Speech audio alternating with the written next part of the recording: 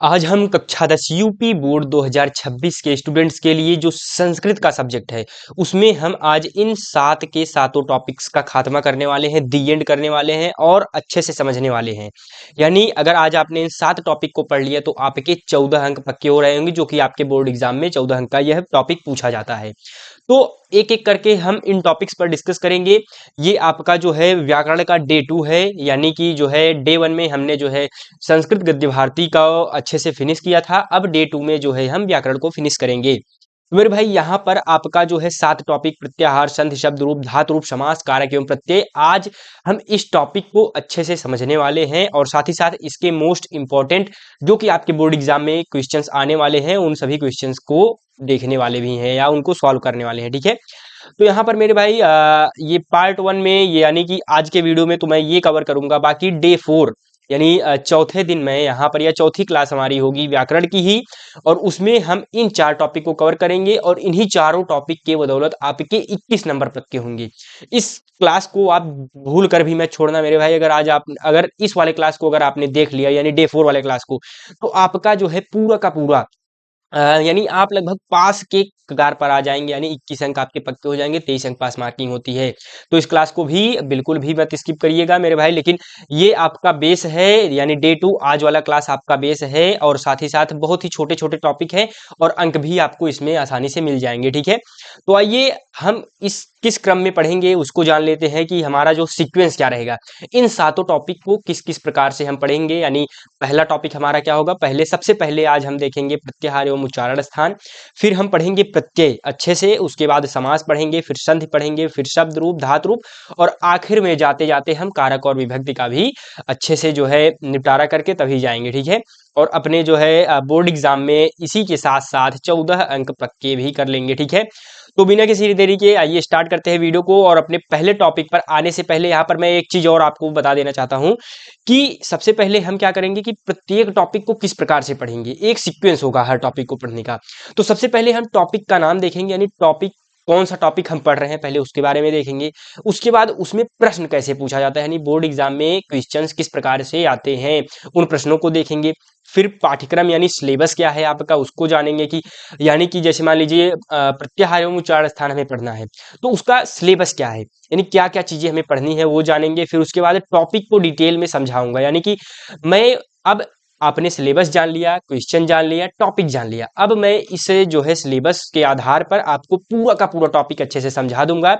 उसके बाद मेरे भाई सबसे मोस्ट इंपॉर्टेंट पांचवा और छठा पॉइंट है मेरे भाई, पांचवा पॉइंट, हर टॉपिक को पढ़ने के बाद हम ग्रैंड मास्टर लेवल प्रश्नों को हल करेंगे। यानी फ्री फायर का ग्रैंड मास्टर लेवल जो होता है सबसे हाई लेवल होता है, तो उस लेवल के क्वेश्चंस यहाँ पर रखे होंगे। यानी अगर 10 सवाल अगर रखे होंगे ना, अगर आपने उन 10 सवालों को अच्छे से तैयार कर लिया, वही सवाल आपके बोर्ड एग्जाम में आ रहे होंगे। ठीक है, या उसी से मतलब मिलता जुलता सवाल आएगा, तो इसको बिल्कुल भी स्किप मत करना। ये पांचवा पॉइंट। ठीक है, टॉपिक यहां तक तो समझ लीजिए आपका एक बेसिक चलता रहेगा, वो ये तो सभी टीचर कराते हैं, लेकिन ये जो पांचवा है इसके लिए मैंने भाई काफी मेहनत करी है। तो इसको आप जरूर से जरूर अटेम्प्ट करिएगा इन क्वेश्चंस को, और बिल्कुल भी छोड़ करके मत जाइएगा इन क्वेश्चंस को अपने बोर्ड एग्जाम के लिए। ठीक है, और साथ ही साथ उसके बाद हम छठा पॉइंट क्या है, फिर अगले टॉपिक को पढ़ेंगे। यानी ग्रैंड मास्टर लेवल का सवाल करने के बाद वो आपका टॉपिक फिनिश हो जाएगा, फिर उसके बाद हम अगले टॉपिक पर मूव ऑन कर जाएंगे। तो आइए अब एक एक करके सभी जो है इसी सीक्वेंस में अपने जो है टॉपिक्स को पढ़ते हैं। तो बिना किसी देरी के पहला टॉपिक मेरे भाई क्या है, प्रत्याहार एवं उच्चारण स्थान। हमने टॉपिक का नाम जान लिया, यानी हम कौन सा टॉपिक पढ़ रहे हैं, बोलिए आप लोग, प्रत्याहार एवं उच्चारण स्थान या वर्णों का उच्चारण स्थान। ये समझ लीजिए कि संस्कृत व्याकरण का सबसे बेसिक टॉपिक है। अगर आपने इसको नहीं पढ़ा तो आप संस्कृत व्याकरण में क्या संस्कृत सब्जेक्ट में कदम ही नहीं रख सकते मेरे भाई। इसीलिए आपको संस्कृत समझ में नहीं आती, क्योंकि आपको वर्णों का उच्चारण स्थान ही नहीं करना आता, आपको प्रत्याहार के बारे में जानकारी ही नहीं है। तो आप समास कैसे पढ़ पाएंगे, संधि कैसे समझ पाएंगे, शब्द रूप, धातु रूप, ये सभी आपको किस प्रकार से समझ में आएगा। ठीक है, तो यहाँ पर इस पर आधारित सवाल किस प्रकार से सवाल पूछा जाता है, तो ये मेरे द्वारा बनाया गया सेट है। तो इसमें यानी कि बोर्ड एग्जाम में आपके क्या होगा, उपखंड ख होगा, उसमें 11वां सवाल आपका प्रत्याहार से रिलेटेड होगा, और 12वां सवाल मेरे भाई किससे रिलेटेड होगा, उच्चारण स्थान से रिलेटेड। यानी ये दो टॉपिक हैं अपने में ही, यानी दो सब टॉपिक में बटे हुए हैं, पहला प्रत्याहार और दूसरा उच्चारण स्थान वर्णों का। तो प्रत्याहार को हम पहले फिनिश करेंगे, उसके बाद उच्चारण स्थान को। इस प्रकार से हमारे इस टॉपिक के 2 अंक के हो जाएंगे, ठीक है। इस सवाल को अभी तो आप शायद ही कर पाओगे, लेकिन जैसे ही ये टॉपिक फिनिश होगा उसके बाद ये सवाल आपके लिए एकदम मक्खन लगने लगेगा, बहुत ही हलवा सवाल हो जाएगा आपके लिए, ठीक है। तो यहाँ पर मेरे भाई सबसे पहले स्टार्ट करते हैं हम अपने टॉपिक को। तो ये हैंड रिटन फॉर्म में है ताकि आपको अच्छे से समझ में आए। मैं पीपीटी भी बनाया हूँ कुछ कुछ टॉपिक्स का, लेकिन हैंड रिटन फॉर्मेट में आपको ज़्यादा अच्छे से समझ में आएगा, इस कारण से मैंने इसको लिया है, ठीक है। तो उसके बाद मेरे भाई क्या है, प्रत्याहारों का सामान्य परिचय एवं उच्चारण स्थान, ये 2 अंक का सवाल आता है। तो क्या है, 14वां मतलब 14 माहेश्वर सूत्र निम्नवत है। प्रत्याहार, जब हम प्रत्याहार इन्हीं 14 माहेश्वर सूत्रों से बनता है। माहेश्वर सूत्र क्या है मेरे भाई, जो आपके मतलब हमारे जो शिव जी थे, उनके डमरू, उन्होंने जब डमरू बजाया था, तो ये 14 माहेश्वर सूत्र निकले थे। और इसको महर्षि पाणिनि जी ने इसको मतलब जो है वर्तनी यानी वर्डों में बयां किया था। तो वही वर्ड यहाँ पर लिखे गए हैं, ठीक है। तो यानी 14 माहेश्वर सूत्र को आइए हम एक एक करके देख लेते हैं। इन्हीं माहेश्वर सूत्रों से आपका प्रत्याहार बनाया जाता है।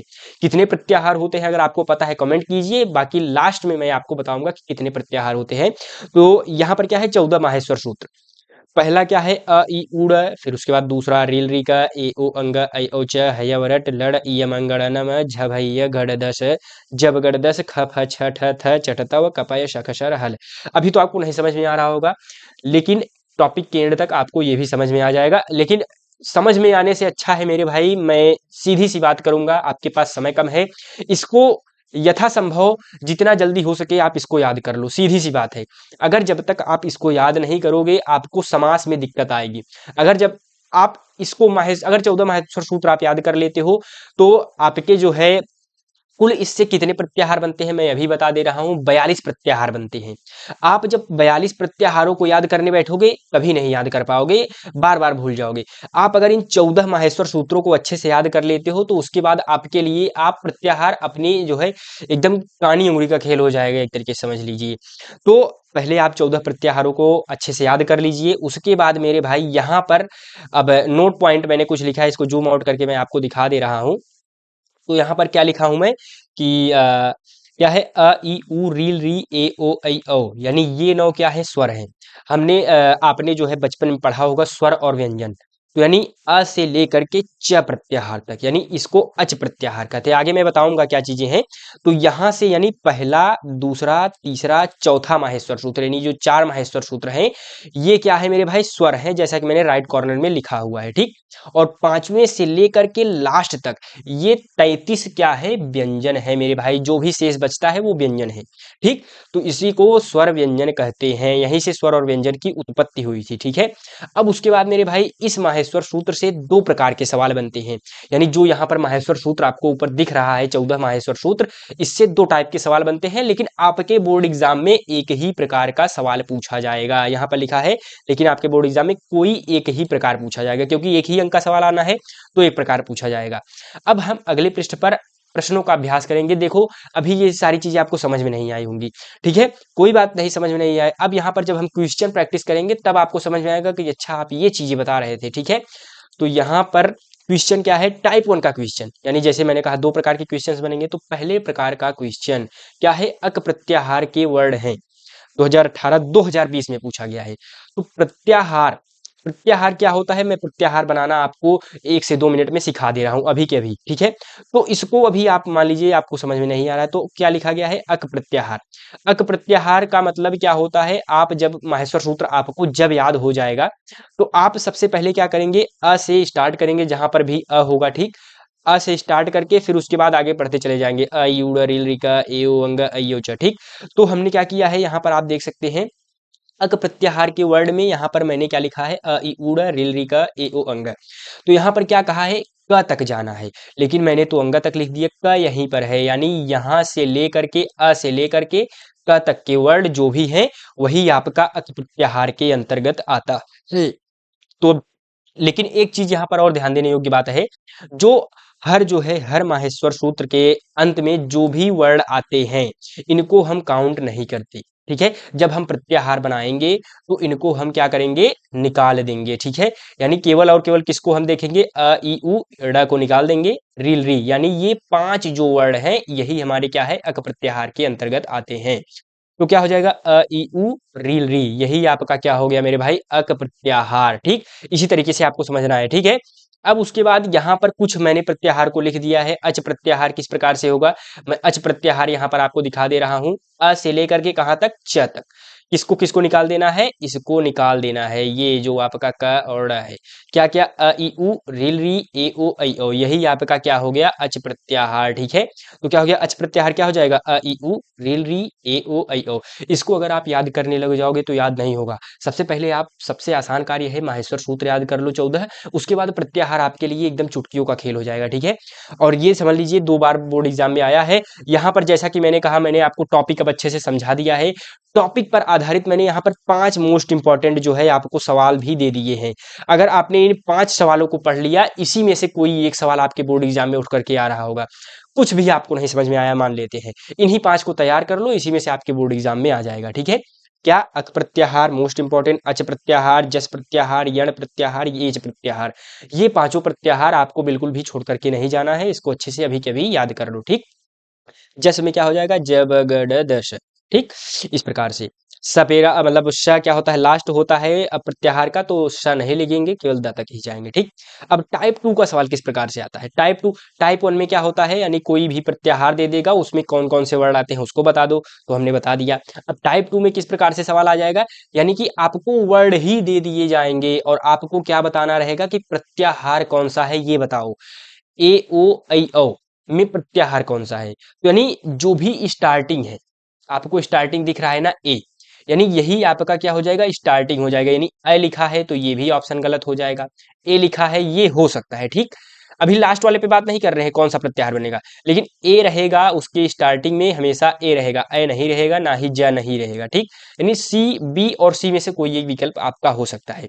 क्या बोला है, ए ओ अंग, अंग तक तो यहीं तक आ रहा है, अ और च, यानी च आपका लास्ट है, यानी एच प्रत्याहार आपका हो जाएगा, ठीक है।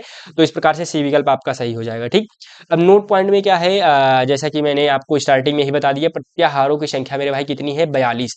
अब आप 42 प्रत्याहार पढ़ने लग, 42 प्रत्याहार याद करना आसान है या 14 प्रत्याहार याद करना, ठीक है। 42 प्रत्याहार याद करना आसान है कि या 14 माहेश्वर सूत्र, ठीक है, प्रत्याहार मैंने बोल दिया, माहेश्वर सूत्र। तो स्वाभाविक सी चीज है, जो 14 माहेश्वर सूत्र है बहुत ही आसान है, आराम से आप याद कर लीजिए, ठीक है। और मेरे भाई इसकी पीडीएफ जो मैंने हैंड रिटेन नोट्स बनाया है, इसकी फ्री पीडीएफ, फ्री टेस्ट कहाँ पर मिलेगा मेरे भाई, इस नंबर पर आप मुझे अगर मैसेज करते हो तो आपको मैं फ्री मार्क बूस्टर सीरीज में ज्वाइन करा दूंगा, और ये पीडीएफ आपको वहीं पर मिल जाएगी। क्या है, 9598509664, ठीक। तो इस प्रकार से जो है यहाँ पर आपका प्रत्याहार वाला टॉपिक फिनिश होता हुआ, अब हम अपने जो है इसी के दूसरे सब टॉपिक पर आते हैं, वर्डों का उच्चारण स्थान देखते हैं, ठीक है। ये भी बहुत आसान सा टॉपिक है, अगर आपने इसको समझ लिया तो आपको संस्कृत पढ़ना आ जाएगा, समझना आ जाएगा, और उसके बाद संस्कृत में आप अच्छे से अच्छा अंक गेन भी कर सकते हैं, ठीक है। इसीलिए मैंने ये मतलब थोड़ा सा कठिन टॉपिक है, स्टूडेंट को मतलब याद करना पड़ता है, मतलब थोड़ा सा ध्यान में रखना पड़ता है, इसलिए वो छोड़ करके चले जाते हैं। लेकिन अगर आपने इसको पढ़ लिया उसके बाद सभी टॉपिक आपके लिए आसान बन जाएंगे, ठीक है। तो यहाँ पर क्या है, वर्डों का उच्चारण स्थान, ठीक। वर्णों का उच्चारण स्थान में लगभग 7 या 9 सूत्र हैं, ठीक है। अगर आपने इन सूत्रों को याद कर लिया तो इसी सूत्र के आधार पर आप उच्चारण स्थान आराम से कर सकते हैं, ठीक है। तो पहला सूत्र क्या है, अकुह विसर्जनीया नाम कंठ, कंठ का अर्थ होता है कंठ, ठीक। तो यानी उच्चारण स्थान क्या हो जाएगा मेरे भाई, कंठ हो जाएगा, यानी जो भी लास्ट में सूत्र के अंत में जो भी लिखा होगा वही उसी के, वही आपका क्या होगा, उच्चारण स्थान। और स्टार्टिंग के जो भी यहाँ पर 3 से 4 शब्द होंगे, मतलब वर्ड होंगे, वही आपके क्या हो जाएंगे मेरे भाई, उसी पर आधारित उतने वर्ड होंगे।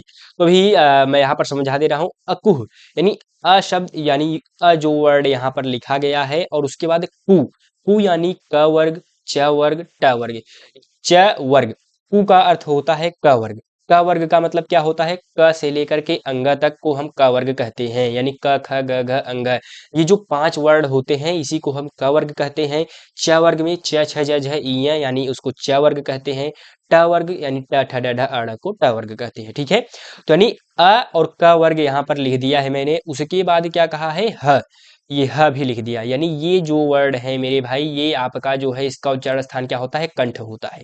अब दूसरा सूत्र क्या है, इचु यशानाम तालु, यानी कि तालु से किसका उच्चारण स्थान होता है, ई का, उसके बाद च वर्ग का, यानी च छ ज झ इय का, उसके बाद य यानी य, और उसके बाद शानाम यानी श का, य और श का भी उच्चारण स्थान किससे होता है, तालु से होता है। ठीक, अब उसके बाद तीसरे सूत्र पर आते हैं, जो हमारा तीसरा इंपॉर्टेंट सूत्र क्या है, ऋतु रसाणाम मूर्धा। इसका अर्थ हो जाएगा मेरे भाई री और ट वर्ग, जैसा कि हमने कहा ट ठ ड ढ अ, उसके बाद र और खटकोड़ वाला सा, इसका उच्चारण स्थान क्या होगा मेरे भाई, मूर्धन मूर्धा होगा। ठीक, उसके बाद सूत्र, अब यहाँ आगे बढ़ने से पहले मैं आपको बता दे रहा हूँ, जैसे कभी किसी ने बोल दिया आप मूर्धन्य श लिखिए, तो मूर्धन्य श किसको कहते हैं, ये खटकोड़ वाले स को। तालव्य श लिखिए, यानी सलजम वाला सा। ठीक, अब उसके बाद सपेरा वाला सा क्या होता है, यहाँ पर होता है ऋतु लसानाम दंत है, यानी री का उच्चारण स्थान, त वर्ग का उच्चारण स्थान त थ द ध न, उसके बाद ल और सपेरा वाला स यानी दंत स जिसको कहते हैं। ठीक, ये जो होता है इसका उच्चारण स्थान दंत होता है। ठीक है, उसके बाद पांचवा क्या होता है, उपू पधमानीय नाम उष्ठ, यानी उ प फ ब भ म, यानी प वर्ग, इसका उच्चारण स्थान क्या होता है मेरे भाई, ओष्ठ होता है। इन पांचों सूत्रों को मैं एक बार जो है फिर से आपको दिखा देता हूँ। पहला क्या है, अकुह विसर्जनीय नाम कंठ है, यानी अ क वर्ग और ह, इसका उच्चारण स्थान कंठ होता है। इचु यशाणाम तालु, यानी ई च वर्ग, य और शलजम वाला श क्या होता है, तालु होता है उच्चारण स्थान। ऋतु रसाणाम मूर्धा, यानी री ट वर्ग और र और खटकोड़ वाला सा, इसका उच्चारण स्थान मूर्धा होता है। ऋतु लसानाम दंत है, री ट वर्ग ल और सपेरा वाला सा, इसका उच्चारण स्थान क्या होता है मेरे भाई, दंत होता है। उसके बाद यहाँ पर उपू पधमानीय नाम ओष्ठ, उ तथा प वर्ग का उच्चारण स्थान ओष्ठ होता है। इस प्रकार से ये 5 सूत्र हो गए। अब बाकी के सूत्र बहुत ही आसान है। इयम अंगणना नाम नासिका च, यानी कि जो सूत्र छठा वाला सूत्र है, इय म अंगड़न, यानी ये जो यहाँ पर 5 वर्ड लिखे गए हैं, इसका उच्चारण स्थान क्या होता है, नासिका। आप जब बोलोगे तो आपको देखो इय, यानी नासिका का प्रयोग हो रहा है थोड़ा सा। ठीक है, तो इसी को हम क्या कहते हैं, नासिका कहते हैं, या इयम अंगणना नाम का जो है उच्चारण स्थान कहाँ से होता है, नासिका से। ठीक है, अब उसके बाद सातवां सूत्र है ए दैतोह कंठ तालु। ए दैतोह है तो यानी ए और ऐ का उच्चारण स्थान कंठ और तालु को मिला करके होता है। ठीक है, ओ दौतोह कंठौष्ठम, यानी कि ओ और औ का उच्चारण स्थान क्या होता है, कंठ और ओष्ठ होता है। ठीक है, उसके बाद नौवां क्या है सूत्र, आखिरी सूत्र आपका है व कारस्य दंतौष्ठम, यानी व का उच्चारण स्थान क्या होता है, दंत और ओष्ठ होता है। अगर आपने इन 9 के 9 सूत्रों को याद कर लिया तो ये टॉपिक एकदम आपके लिए आसान हो जाएगा मेरे भाई। और अगर आपने इस टॉपिक को समझ लिया ना, इसके बाद व्याकरण आपके लिए एकदम जो है बहुत ही ज़्यादा आसान हो जाएगा। ठीक है, और उसके बाद इस पर आधारित जैसा कि मैंने आपसे कहा था कि कुछ क्वेश्चंस भी करेंगे, तो उसको भी देख लेते हैं, लेकिन पहले कुछ नोट पॉइंट भी देख लेते हैं। क्या है, नासिका के अंतर्गत आने वाले वर्णों का उच्चारण स्थान क्रमशः इय म अंग, यानी इय का उच्चारण, यहाँ पर देखो एक चीज आपने नोटिस किया होगा कि यहाँ पर इय म अंगड़ न, यानी ये जो भी वर्ड लिखे गए हैं इसका उच्चारण स्थान नासिका है। लेकिन आपने स्टार्टिंग में देखा होगा यहाँ पर जो है इय जो यहाँ पर लिखा गया है, कहाँ पर, च छ ज झ इय, इसका उच्चारण स्थान तो तालु है लेकिन नासिका बता रहे हैं। ठीक है, उसके बाद इय म, यानी यहाँ पर आपको म दिखाई दे रहा होगा, ये म का उच्चारण स्थान तो ओष्ठ है, लेकिन आप नासिका बताए थे अभी। उसके बाद इय म अंग, अंग का उच्चारण स्थान तो कंठ है, लेकिन अभी आपने यहाँ पर इस वाले सूत्र में तो पूरा एकदम मतलब उठा पलट कर दिया। क्या कहा, इय म अंगणना नासिका, तो यानी इसका उच्चारण स्थान, वही मैंने नोट पॉइंट लिखा है, इसका उच्चारण स्थान 2 प्रकार से हो सकता है। विकल्प में कोई एक ही आपको मिलेगा, या तो तालु मिलेगा या तो नासिका मिलेगा। ठीक है, लेकिन ज्यादातर चांसेस है कि आपको तालु मिले। तो इय का उच्चारण स्थान तालु भी होता है और नासिका भी, म का उच्चारण स्थान ओष्ठ होता है और नासिका भी होता है, अंग का कंठ और नासिका। इस प्रकार से ड न का भी मूर्धा, दंत एवं नासिका होते हैं। ठीक है, इस प्रकार से आपका ये डाउट भी क्लियर हो गया होगा। अब उसके बाद मेरे भाई एक सवाल आपके बोर्ड एग्जाम में 12वां नंबर आता है, जैसा कि मैंने कहा उच्चारण स्थान करने के लिए। तो रीकारस्य का उच्चारण स्थान क्या होगा, या री का उच्चारण स्थान क्या होगा, ऋकारस्य री का उच्चारण स्थान क्या होता है मेरे भाई, मूर्धा होता है। तो इस प्रकार से आपका क्या हो जाएगा, पूरा का पूरा क्या कहते हैं, जैसे अभी मैं सूत्र बता रहा हूँ, तीसरा सूत्र है ऋतु रसाणाम मूर्धा, यानी री ट वर्ग तथा खटकोड़ वाला श क्या होता है, उसका उच्चारण स्थान मूर्धा होता है, इस कारण से ए विकल्प आपका सही हो जाएगा। यहाँ पर मैंने सूत्र भी लिखा हुआ है, री टवर टठर र और खटकोड़ वाला सा। ठीक, उसके बाद मेरे भाई यहाँ पर मैंने आपको होमवर्क दिया है, व और च का उच्चारण स्थान आप बताइए। किसका किसका? व का उच्चारण स्थान तथा च का उच्चारण स्थान आप जल्दी से जल्दी बताइए। साथ ही साथ सूत्र भी कमेंट में अगर नहीं लिख पा रहे हैं तो कमेंट में ये दोनों तो कम से कम लिख दीजिए। अगर कमेंट नहीं भी कर पा रहे हैं तो कॉपी में जरूर से जरूर लिख दीजिए, ठीक है। उसके बाद आगे बढ़ते हैं। इस प्रकार से मेरे भाई आपका यहाँ पर टॉपिक फिनिश होता हुआ, अब हम बिना किसी देरी के अपने जो है दूसरे टॉपिक पर आते हैं, जिसका नाम है प्रत्यय। ठीक है, आपने अच्छे से डिटेल में समझ लिया माहेश्वर सूत्र, या जिसको हम कहते हैं प्रत्याहार एवं उच्चार वर्णों का उच्चारण स्थान। अब हम दूसरे टॉपिक पर आ गए हैं, जिसका नाम है प्रत्यय। दूसरा टॉपिक प्रत्यय। प्रत्यय अभी हमने कहा कि पहले हम टॉपिक देखेंगे, कौन सा टॉपिक है, फिर प्रश्न देखेंगे। तो प्रश्न कौन सा हो जाएगा मेरे भाई? निम्नलिखित में से किसी एक पद पर प्रत्यय लिखिए, यानी आपको 4 पद दिए जाएंगे, इसमें से किसी एक का प्रत्यय लिखना होगा। गतः में कौन सा प्रत्यय है अभी आपको नहीं आ रहा होगा, स्वाभाविक सी चीज है, लेकिन टॉपिक के अंत में ये भी आप आराम से कर लेंगे, ठीक है। श्रुत्वा में कौन सा प्रत्यय है, पठितुम में कौन सा प्रत्यय है, गमनीय में कौन सा प्रत्यय है। ये बहुत आसान टॉपिक है मेरे भाई। आपको मान लीजिए स्टार्टिंग में कुछ चीजें आपको याद करनी पड़ी, लेकिन इसमें आपको कुछ नहीं याद करना है, ठीक है। बस आप एक बार अगर इसको पढ़ लिए तो आपके लिए एकदम एकदम क्या कहते हैं, मक्खन टॉपिक हो जाएगा, ठीक। तो जैसा कि हमारा टारगेट 95+ लाना है मेरे भाई, थोड़ा सा मेरा तबीयत खराब था, इस कारण से जो है पहली क्लास नहीं हो पाई। उसके बारे में आगे मैं डिस्कस करूंगा, क्या चीजें कैसे क्लासेस होंगी, लेकिन अभी इस पर देखते हैं हम। तो यहाँ पर मेरे भाई व्याकरण में प्रत्यय जो आपका टॉपिक है, ठीक। तो प्रत्यय में किस प्रकार से सवाल पूछे जाते हैं, जैसा कि मैंने यहाँ पर दिखाया वही चीजें यहाँ पर लिखी गई हैं, ठीक है। अब हम पाठ्यक्रम पर बात करेंगे, जैसा कि मैंने कहा कि हम पाठ्यक्रम भी देखेंगे। तो यहाँ पर पाठ्यक्रम क्या है प्रत्यय का? कतः प्रत्यय, कतवतु प्रत्यय, कतिनि प्रत्यय, कत्वा प्रत्यय, यानी ये जो यहाँ पर प्रत्यय लिखे गए हैं 12 से 15, ये प्रत्यय आपके बोर्ड एग्जाम में पूछे जाने हैं। क्या भैया इतना प्रत्यय मुझे पढ़ना पड़ेगा? बिल्कुल नहीं। यहाँ पर मैंने टॉप 5 प्रत्यय लिखा है।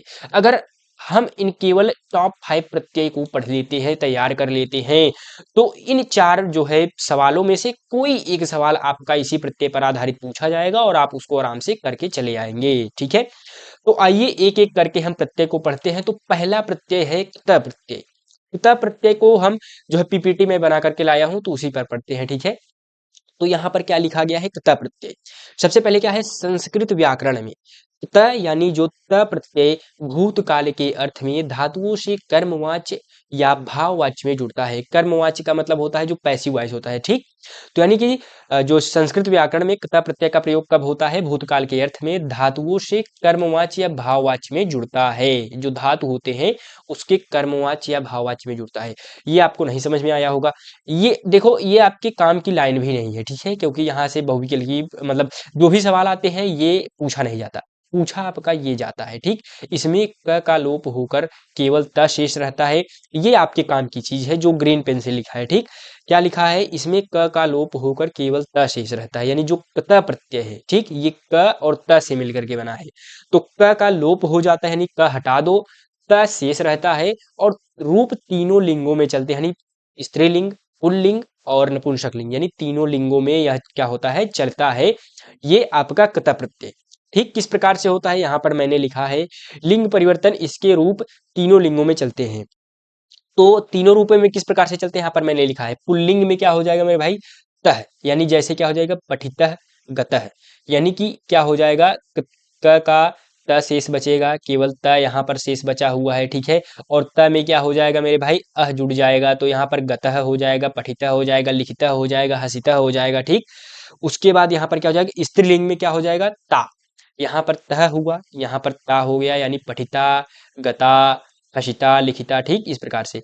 अब नपुंसक लिंग में क्या हो जाएगा मेरे भाई? जो तम धातु मतलब तम ऐड हो जाएगा, यानी पुल्लिंग में तह ऐड होगा, स्त्रीलिंग में ता ऐड होगा, नपुंसक लिंग में तम, यानी जहां पर भी आपको पठितम मिल जाए तो इसमें कौन सा प्रत्यय होगा? कत प्रत्यय, ठीक। गतम में कौन सा प्रत्यय होगा? ये नपुंसक लिंग वाला है, तो त प्रत्यय, ठीक है। इस प्रकार से अब यहाँ पर मैंने उदाहरण लिखा हुआ है, पठ प्लस कतः या पठ प्लस क्त प्रत्यय को अगर हम ऐड करते हैं तो पठितः पुल्लिंग के लिए होता है, पठिता स्त्रीलिंग के लिए होता है, और नपुंसक के लिए क्या हो जाएगा? पठितम हो जाएगा, ठीक है। दूसरा एग्जाम्पल क्या है? गम प्लस क्त, यानी गतः, गता, गतम, यानी पुल्लिंग के लिए, स्त्रीलिंग के लिए, नपुंसक लिंग के लिए। उसके बाद क्री प्लस कृत यानी कृतः, कृता, कृतम, इस प्रकार से जो है आपका ये वाला प्रत्यय फिनिश होता हुआ, यानी कभी भी प्रत्यय में आपको लास्ट में त मिल जाए, ठीक, लास्ट में त मिल जाए या ता मिल जाए या तम मिल जाए, ठीक, उसका क्या हो जाएगा, वो कौन सा प्रत्यय होगा, कत प्रत्यय होगा, यानी क का लोप होकर के त शेष बचता है, ठीक, इस प्रकार से। अब दूसरा प्रत्यय हम पढ़ते हैं कृत्वा प्रत्यय। कृत्वा प्रत्यय बहुत ही आसान है, इसमें क्या होता है, ये स्टार्टिंग में जो भी लिखा है आपको इसको, आप इसको अगर पढ़ना चाहते हैं तो पढ़ लीजिए, मैं एक बार पढ़ के सुना दे रहा हूँ, लेकिन इंपॉर्टेंट जो है ये है आपका ग्रीन पेन से जो लिखा है, ठीक। यानी इस प्रत्यय या यह प्रत्यय एक महत्वपूर्ण पूर्वकालिक प्रत्यय है जो करके या के बाद का अर्थ देता है। यह तब लगता है जब एक ही कर्ता दो क्रियाएं करे, यानी एक कर्ता दो काम करे जिसमें पहली क्रिया में यह प्रत्यय लगता है, ठीक है। अब ये आपको समझ में नहीं होगा, लेकिन समझने योग्य बात केवल इतनी सी है, यानी इसका जो त्वा शेष रहता है, यानी ये जो त्वा प्रत्यय है इसका जो क का लोप हो जाता है, केवल त्वा शेष रहता है। कता प्रत्यय में क्या होता है, त शेष बचता है, क का लोप होता है, इसमें भी क का लोप होता है, त्वा शेष बचता है, बस इतना आपको याद रखना है। धातु के बाद इडागम ई लगता है, इसको भी हम आगे पढ़ेंगे, पहले इसको जान लेते हैं क्या है कि त्वा और त्वा शेष बचता है, क का लोप होता है, उदाहरण के माध्यम से अभी हम इसको सीख लेते हैं। तो कत्वा प्रत्यय के उदाहरण क्या है, पठ प्लस कत्वा प्रत्यय अगर लग गया तो क्या हो जाएगा मेरे भाई, पठित्वा। गम प्लस कत्वा प्रत्यय गत्वा, यानी त्वा भर लग जाएगा आपको, ठीक है, यानी भू प्लस कत्वा क्या हो जाएगा, भूत्वा हो जाएगा, क का लोप हो जाएगा, हस हसित्वा, उसके बाद कृत्वा। यानी आप एक चीज नोटिस कर रहे होगे, यहाँ पर ये ई की मात्रा इसमें लगी, इसमें नहीं क्यों लगी, इसमें मतलब जो है आप देख सकते हैं पठित्वा हो गया, यहाँ पर जो है गवित्वा क्यों नहीं हुआ, या भूवित्वा क्यों नहीं हुआ, यहाँ पर हसित्वा तो हो गया लेकिन क्रवित्वा क्यों नहीं हुआ, मतलब इस प्रकार से आपको डाउट आ रहा होगा, ठीक है। तो उसी लिए यहाँ पर लिखा गया है इडागम ई लग जाता है, किसके लिए ई लग जाता है उसको हम यहाँ पर देख लेते हैं। जैसे मैंने महत्वपूर्ण नियम में जिसको लिखा है, क्या लिखा है, उपसर्ग रहित कृत्वा प्रत्यय का प्रयोग तभी होता है जब धातु के पहले कोई उपसर्ग न हो, यानी कि जो कृत्वा प्रत्यय होता है अगर उसके कोई धातु, मान लीजिए गम धातु है, अगर गम धातु मान लीजिए कोई भी धातु है, उसके पहले अगर उपसर्ग लगा हुआ है, ठीक है, तो उसका कत्वा प्रत्यय नहीं बनेगा, केवल उसी का कत्वा प्रत्यय बनेगा जिसमें उपसर्ग नहीं रहेगा, ठीक है।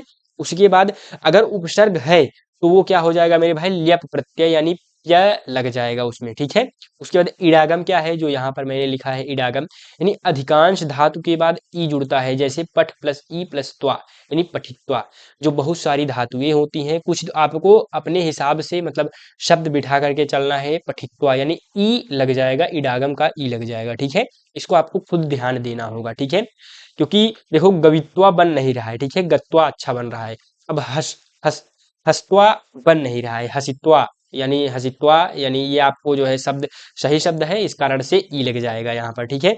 और उसके बाद अंतिम यानी म या न, यानी म या न अंत वाली धातुओं का लोप हो सकता है, जैसे गम है, गम में देखिए म का लोप हो गया, ठीक, यानी यहाँ पर देखिए श का लोप नहीं हुआ, लेकिन गम में क्या हो गया, म का लोप हो गया। अगर जैसे न भी, अगर आपको न भी दिख जाता है तो वहां पर भी न का लोप हो जाएगा, डायरेक्ट त्वा लग जाएगा, ठीक है। जैसे गम में म का लोप हो गया, गत्वा आ गया, ठीक है। ये चीज आपको महत्वपूर्ण नियम में ध्यान देनी है। तो त्वा प्रत्यय बहुत ही आसान है, इसको अगर इन पांचों एग्जाम्पल को देख लेते हो, ये मोस्ट इंपॉर्टेंट एग्जाम्पल है, तो ये टॉपिक आपके लिए हल हो जाएगा। और लास्ट में मैं जैसा कि करता आया हूँ, पिछले टॉपिक में मैंने मोस्ट इंपॉर्टेंट क्वेश्चन कराया, तो इसमें भी कराऊंगा ही कराऊंगा, ठीक है। अब अनियर प्रत्यय, अनियर प्रत्यय क्या है मेरे भाई, अनियर प्रत्यय का प्रयोग संस्कृत में चाहिए या योग्य के अर्थ में कर्मवाच्य और भाववाच्य में होता है, ठीक है। इसको अगर आपको नहीं समझ में आया कोई बात नहीं, इसको ध्यान में दे लीजिए। इसमें धातु के साथ अनी जुड़ता है, र का लोप हो जाता है, यानी ये जो र बचा है, र पर हलंत है, ये हट जाता है, केवल अनी बचता है, ठीक। इसके रूप पुल्लिंग, स्त्रीलिंग और नपुंसक लिंग में इस प्रकार से चलते हैं, यानी पुल्लिंग में क्या हो जाएगा, जैसे अनीय हो जाएगा, स्त्रीलिंग में अनीया हो जाएगा, नपुंसक लिंग में अनियम हो जाएगा। जिस जिस प्रकार कृत प्रत्यय में क्या था, तह ता तम थे, उसी प्रकार अनीय अनीया अनियम हो जाएगा, ठीक। यहाँ पर एग्जांपल्स दिए गए हैं, आप देख लीजिए। अनीयर प्रत्यय के उदाहरण, पठ यानी पढ़ना है, पठ धातु है, अनीयर प्रत्यय लग गया। यहाँ पर क्या हो गया, पुल्लिंग के लिए पठनीय, स्त्रीलिंग के लिए पठनीया, नपुंसक लिंग के लिए पठनीयम। उसी प्रकार गम प्लस अनीयर गमनीय, गमनीया गमनीयम, ठीक है। लिख प्लस अनीयर लेखनीय, लेखनीया, लेखनीयम। ठीक है, अब इन दोनों का आप बताइए क्या हो जाएगा। पूज धातु है, पूज धातु है, पूजनीय, इसका क्या हो जाएगा, पूजनीय, पूजनीया, पूजनीयम। दृश्य का क्या हो जाएगा, दृश्यनीय, दृश्यनीया, दृश्यनीयम। ठीक, इस प्रकार से जो है आपका ये अनियर प्रत्यय फिनिश हो जाएगा। ठीक है, अब उसके बाद मेरे भाई यहाँ पर टून प्रत्यय पर आते हैं। ठीक है, तुमुन प्रत्यय भी आसान है, ये आपका चौथा प्रत्यय है। उसके बाद टाप प्रत्यय पढ़ करके ये टॉपिक भी फिनिश हम कर लेंगे। ठीक है, तुमुन प्रत्यय, तुमुन प्रत्यय क्रिया धातुओं के अंत में जुड़कर के लिए का अर्थ प्रकट करता है। ठीक है, उसके बाद इसमें ये चीज आप ध्यान दीजिएगा, इसमें धातु के अंत में क्या बचता है, तुम शेष बचता है, न का लोप हो जाता है। ठीक, और बने शब्द अव्यय होते हैं, जैसे पठ प्लस तुमुन, न का लोप हो जाएगा, क्या हो जाएगा, पठितुम, तुम भर शेष बचेगा, यानी पठितुम। यहाँ पर क्या हो जाएगा, पठितुम, गंतुम, कृतुम, दृष्टुम, खादितुम। ठीक, इस प्रकार से जो है इसका आप कर सकते हैं। ठीक, अब महत्वपूर्ण नियम यहाँ पर ये चीज आपको ध्यान देना पड़ेगा, क्या कि अव्यय रूप यानी तुमुन प्रत्यय से बने शब्द जैसे गंतुम, पठितुम किसी भी लिंग, विभक्ति या वचन में नहीं बदलते, ये हमेशा एक समान रहते हैं। यानी जैसे पिछले वाले टॉपिक में हमने देखा, या मतलब जो है अनियर में देखा, ये क्या हो रहा था, स्त्रीलिंग, पुल्लिंग, नपुंसक तीनों में बदल रहा था, लेकिन ये केवल जो है लिंग वचन किसी में भी परिवर्तित नहीं होगा। अगर पठितुम है तो पठितुम ही रहेगा। ठीक है, इसमें कुछ एक्स्ट्रा नहीं लगेगा। और एक चीज यहाँ पर क्या होता है, इकार आगम, इकार आगम में क्या होता है, बहुत सी धातुओं के साथ तुम से पहले ई जुड़ जाता है। ठीक, जैसा कि यहाँ पर देखिए, तुम से पहले ई जुड़ गया, पठ धातु में पठितुम हो गया। ठीक, यानी जैसे हस प्लस तुमुन हसितुम हो जाता है, यानी कुछ में ई का ऐड कर दिया जाता है। जैसे यहाँ पर खाद है तो खादितुम, दृश्य है, दृश्य में नहीं होगा, यहाँ पर दृश्यतुम हो जाएगा इसका। ठीक, इस तरीके से आपका ये टॉपिक भी तुमुन प्रत्यय फिनिश। टाप प्रत्यय बहुत ही आसान है, इसका प्रयोग क्या होता है, यह प्रत्यय एक महत्वपूर्ण स्त्री प्रत्यय है। कौन सा प्रत्यय है, स्त्री प्रत्यय, जिसका प्रयोग पुल्लिंग शब्दों को स्त्रीलिंग में बदलने के लिए किया जाता है। यानी इसका केवल एक कार्य है, पुल्लिंग को स्त्रीलिंग में बदल देगा। यानी टाप में जो है ट और प का लोप होकर केवल आ शेष बचता है। क्या क्या क्या लोप हो जाता है, यानी जो ट है और प हट जाएगा, ये जो यहाँ पर एक पाही है वही शेष बचता है। जैसे अज है, इसमें एक पाही लगा दो, अजा हो जाएगा बकरी। बाल है, बाला हो जाएगा लड़की। बालक है, बालिका हो जाएगा। अश्व प्लस टाप अश्वा हो जाएगा। गायक प्लस टाप गायिका हो जाएगा। ठीक है, इस समझ रहे हो। लेकिन एक चीज देखो, यहाँ पर ई लग रहा है और यहाँ पर भी ई लग रहा है। ठीक, ई कब लगेगा, यानी छोटी ई की मात्रा कब लगेगी, जब लास्ट में जो है किसी भी मतलब धातु के अंत में, ठीक है, या शब्द के अंत में जो है आपका क्या रहेगा, अ रहेगा। जैसे क में क्या बच रहा है, लास्ट में अ आ रहा है, क, और उसके बाद क, यानी लास्ट में आपको क प्लस अ मिले और उसके पहले भी अ मिले। ठीक है, जैसे बालक आ रहा है तो वहां पर ई लग जाएगा। ठीक है, यहाँ पर जैसे गायक, यानी अ प्लस क, अक अगर आपको लास्ट में दिख जाए, यहाँ पर नहीं दिख रहा है अक, यहाँ पर भी नहीं दिख रहा है, यहाँ पर दिख रहा है तो ई लग जाएगा, यहाँ पर भी अक दिख रहा है तो यहाँ पर भी ई लग जाएगा। ठीक है, यानी गायिका हो जाएगा। अश्व का यहाँ पर क नहीं है तो अश्व अश्व अश्वा हो जाएगा। ठीक, इस प्रकार से यह भी प्रत्यय समाप्त होता हुआ, इस प्रकार से आपका ये पूरा टॉपिक फिनिश होता हुआ। अब उसके बाद मेरे भाई, जैसा कि मैंने कहा था आपको मोस्ट इंपॉर्टेंट क्वेश्चंस कराऊंगा, अगर आप केवल इसी को कर लेते हो तब भी आपके बोर्ड एग्जाम में यहाँ से 2 नंबर पक्के हो जाएंगे। ठीक है, तो कौन कौन से वो टॉपिक हैं समझ लीजिए, 21, 20, 19, 17, 15, यानी लगभग हर साल पूछा जा रहा है। ठीक, गतः, गतः अभी हमने एग्जाम्पल में देखा क्या होता है, ये कौन सा लिंग है, पुल्लिंग है। तह यानी त शेष बच रहा है, अगर गता होता तब स्त्रीलिंग हो जाता, गतम होता तब नपुंसक लिंग हो जाता। लेकिन गतः कौन सा प्रत्यय है, कत प्रत्यय है, बस आपको इतना बताना है। ठीक, कौन सा प्रत्यय है गतः में, त प्रत्यय। हतः में कत प्रत्यय, पठितः में त कत प्रत्यय, पीतः में भी कत प्रत्यय, ये सभी कत प्रत्यय कितना इंपॉर्टेंट है आप देख सकते हो। उसके बाद गतवान, गतवान में कौन सा प्रत्यय है, तवत प्रत्यय। आप इसको बस इस एग्जाम्पल को याद कर लो, क्योंकि मैंने अभी आपको तवत प्रत्यय नहीं बताया है, तो तवत प्रत्यय उतना पूछा भी नहीं जाता। ठीक है, एक एग्जाम्पल मैंने जानबूझ कर रखा है क्योंकि गतवान आपके बोर्ड एग्जाम में आ सकता है। ठीक है, इस कारण से मैंने इसको रखा हुआ है। ठीक, गतवान में कतवत प्रत्यय हो जाएगा, बस इतना याद रखो। श्रुत्वा, कुत्वा प्रत्यय है तो कत्वा का क लोप हो जाएगा, त्वा शेष बचेगा, कुत्वा प्रत्यय हो जाएगा। पीत्वा में त्वा प्रत्यय, कृत्वा में कत्वा प्रत्यय। ठीक, पठितुम में तुमुन प्रत्यय, पठनीयम में अनियर प्रत्यय, आप देख सकते हो। ठीक है, खादितुम में तुमुन प्रत्यय, हसितुम में तुमुन प्रत्यय, पातुम में तुमुन प्रत्यय, गंतुम में तुमुन प्रत्यय, गमनीयः में अनीयर प्रत्यय। बहुत आसान है, ये दोनों आप याद कर लो क्योंकि हर साल पूछा जा रहा है बोर्ड एग्जाम में। याद क्या, आपको याद हो ही गया होगा, याद करने की कोई जरूरत ही नहीं पड़ी होगी, ठीक है।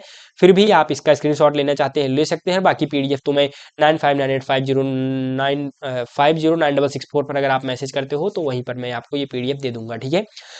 तो इस प्रकार से मेरे भाई ये टॉपिक आपका फिनिश होता हुआ, और यहाँ पर आप इन 15 टॉपिक्स का पहले स्क्रीनशॉट या 15 जो है क्वेश्चंस का स्क्रीनशॉट ले लो। आपके बोर्ड एग्जाम में इसी में से एक सवाल जरूर आएगा और आपके 2 अंक यहाँ पर पक्के हो जाएंगे, ठीक है। अब बिना किसी देरी के अपने नेक्स्ट टॉपिक पर आते हैं जिसका नाम है समास। हमने 2 टॉपिक यानी 4 अंक अपनी जेब में कर लिया, मुट्ठी में कर लिया है। अब तीसरा टॉपिक समास, यहाँ पर भी 2 सवाल पूछे जाते हैं। 19वां सवाल आपके बोर्ड एग्जाम में इस प्रकार से आएगा, प्रतिदिनम में समास है, या हो सकता है हूबहू यही सवाल आपके बोर्ड एग्जाम में आ जाए, ठीक। प्रत्येकम में कौन सा समास है ये भी पूछ सकता है। उपगंगम का समास विग्रह, यानी 19वां सवाल आपको समास बताने के लिए आएगा, 20वां सवाल आपका बताने के लिए आएगा कि समास विग्रह कीजिए।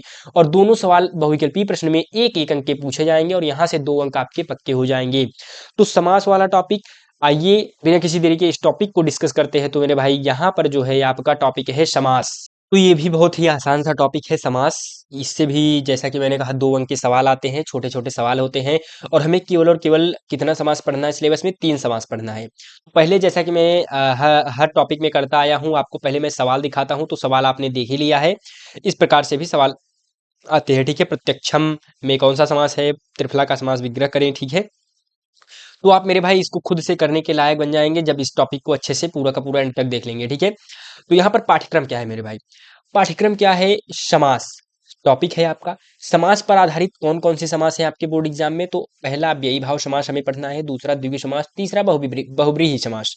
तो सबसे पहले मैं द्विगु समास आपको पढ़ाऊंगा, फिर अव्ययी भाव समास पढ़ाऊंगा, फिर बहुब्रीहि समास पढ़ाऊंगा, ठीक है। तो सबसे पहले द्विगु समास, या पहले अव्ययी भाव ही पढ़ लेते हैं क्योंकि मैंने वही लिखा है, तो अव्ययी भाव ही पढ़ लेते हैं, फिर द्विगु समास पर आएंगे, ठीक है। ऐसा सच कोई ऐसा वो जरूरी नहीं है कि पहले वही पढ़ेंगे। पहले अव्ययी भाव समास, तो क्या है इसका परिभाषा, क्या है इसके बारे में थोड़ा सा हम समझ लेते हैं। वह समास जिसमें पहला पद प्रधान होता है, ठीक, और वह एक अव्यय यानी अपरिवर्तनीय शब्द या उपसर्ग होता है, ठीक है, जिससे पूरा सामासिक पद भी अव्यय बन जाता है। अतः यह अव्ययी भाव समास कहलाता है। आपको ये चीजें थोड़ा सा कम समझ में आई होंगी, ये डेफिनेशन, लेकिन जब आप एग्जाम्पल्स को कर लेंगे तो ये डेफिनेशन भी आपको समझ में आ जाएगा बहुत ही आसान तरीके से।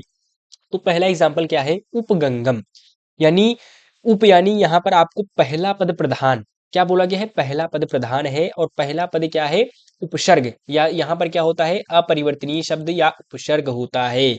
तो पहला पद आप देखिए उपसर्ग है, कौन सा उपसर्ग है, उप, इसमें यथा उपसर्ग है।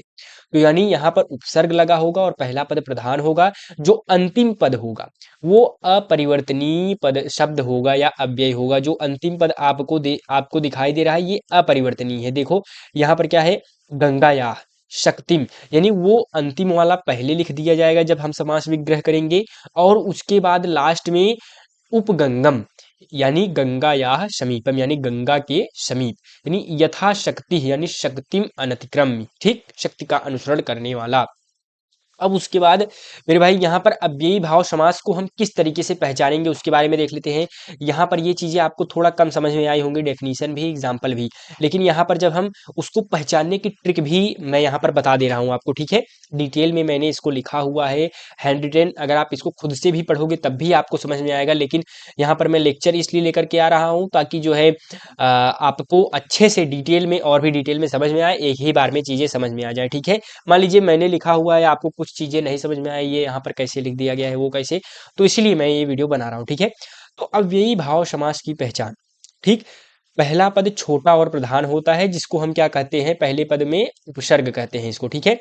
अब उसमें शुरुआत में उपसर्ग यानी अ आ प्रति यथा अनुहर होते हैं, यानी जैसे यहाँ पर आपको यथा मिल गया, उप मिल गया, अभी मिल जाएगा, कभी प्रति भी मिल जाएगा, प्रतिदिनम, ठीक, आ मिल जाएगा, ठीक, इस प्रकार से।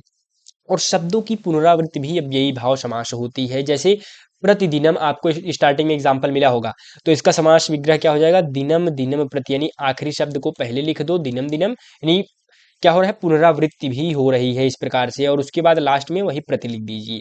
निर्दोषः यानी दोषाणाम अभावः यानी दोष का अभाव हो उसको निर्दोष कहते हैं। प्रतिदिनम यानी प्रत्येक दिन, दिनम दिनम प्रति यानी दिन दिन प्रति यानी हर दिन, आकंठम यानी कंठस्य पर्यंतम। ठीक, इस प्रकार से आप लिख सकते हैं।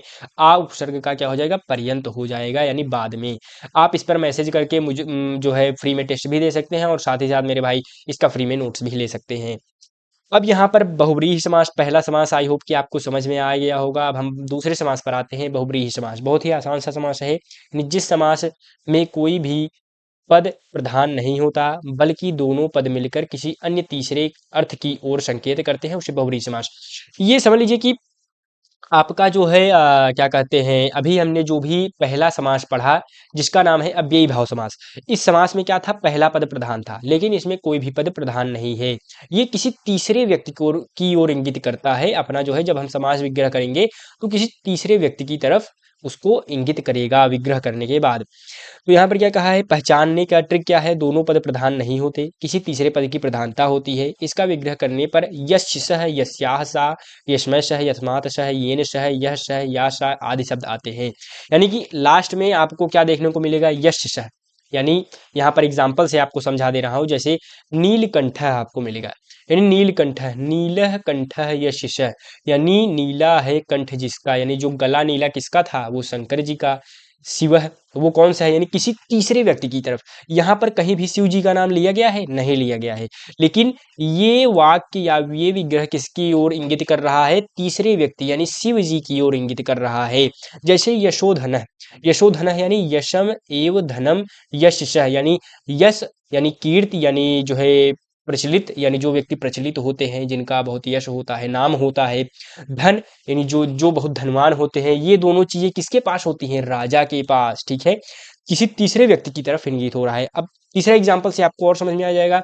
लब्ध प्रतिष्ठा, लब्धा प्रतिष्ठा येन सह, यानी प्रतिष्ठावान कौन होते हैं, प्रतिष्ठित व्यक्ति कौन होते हैं, मुनि होते हैं।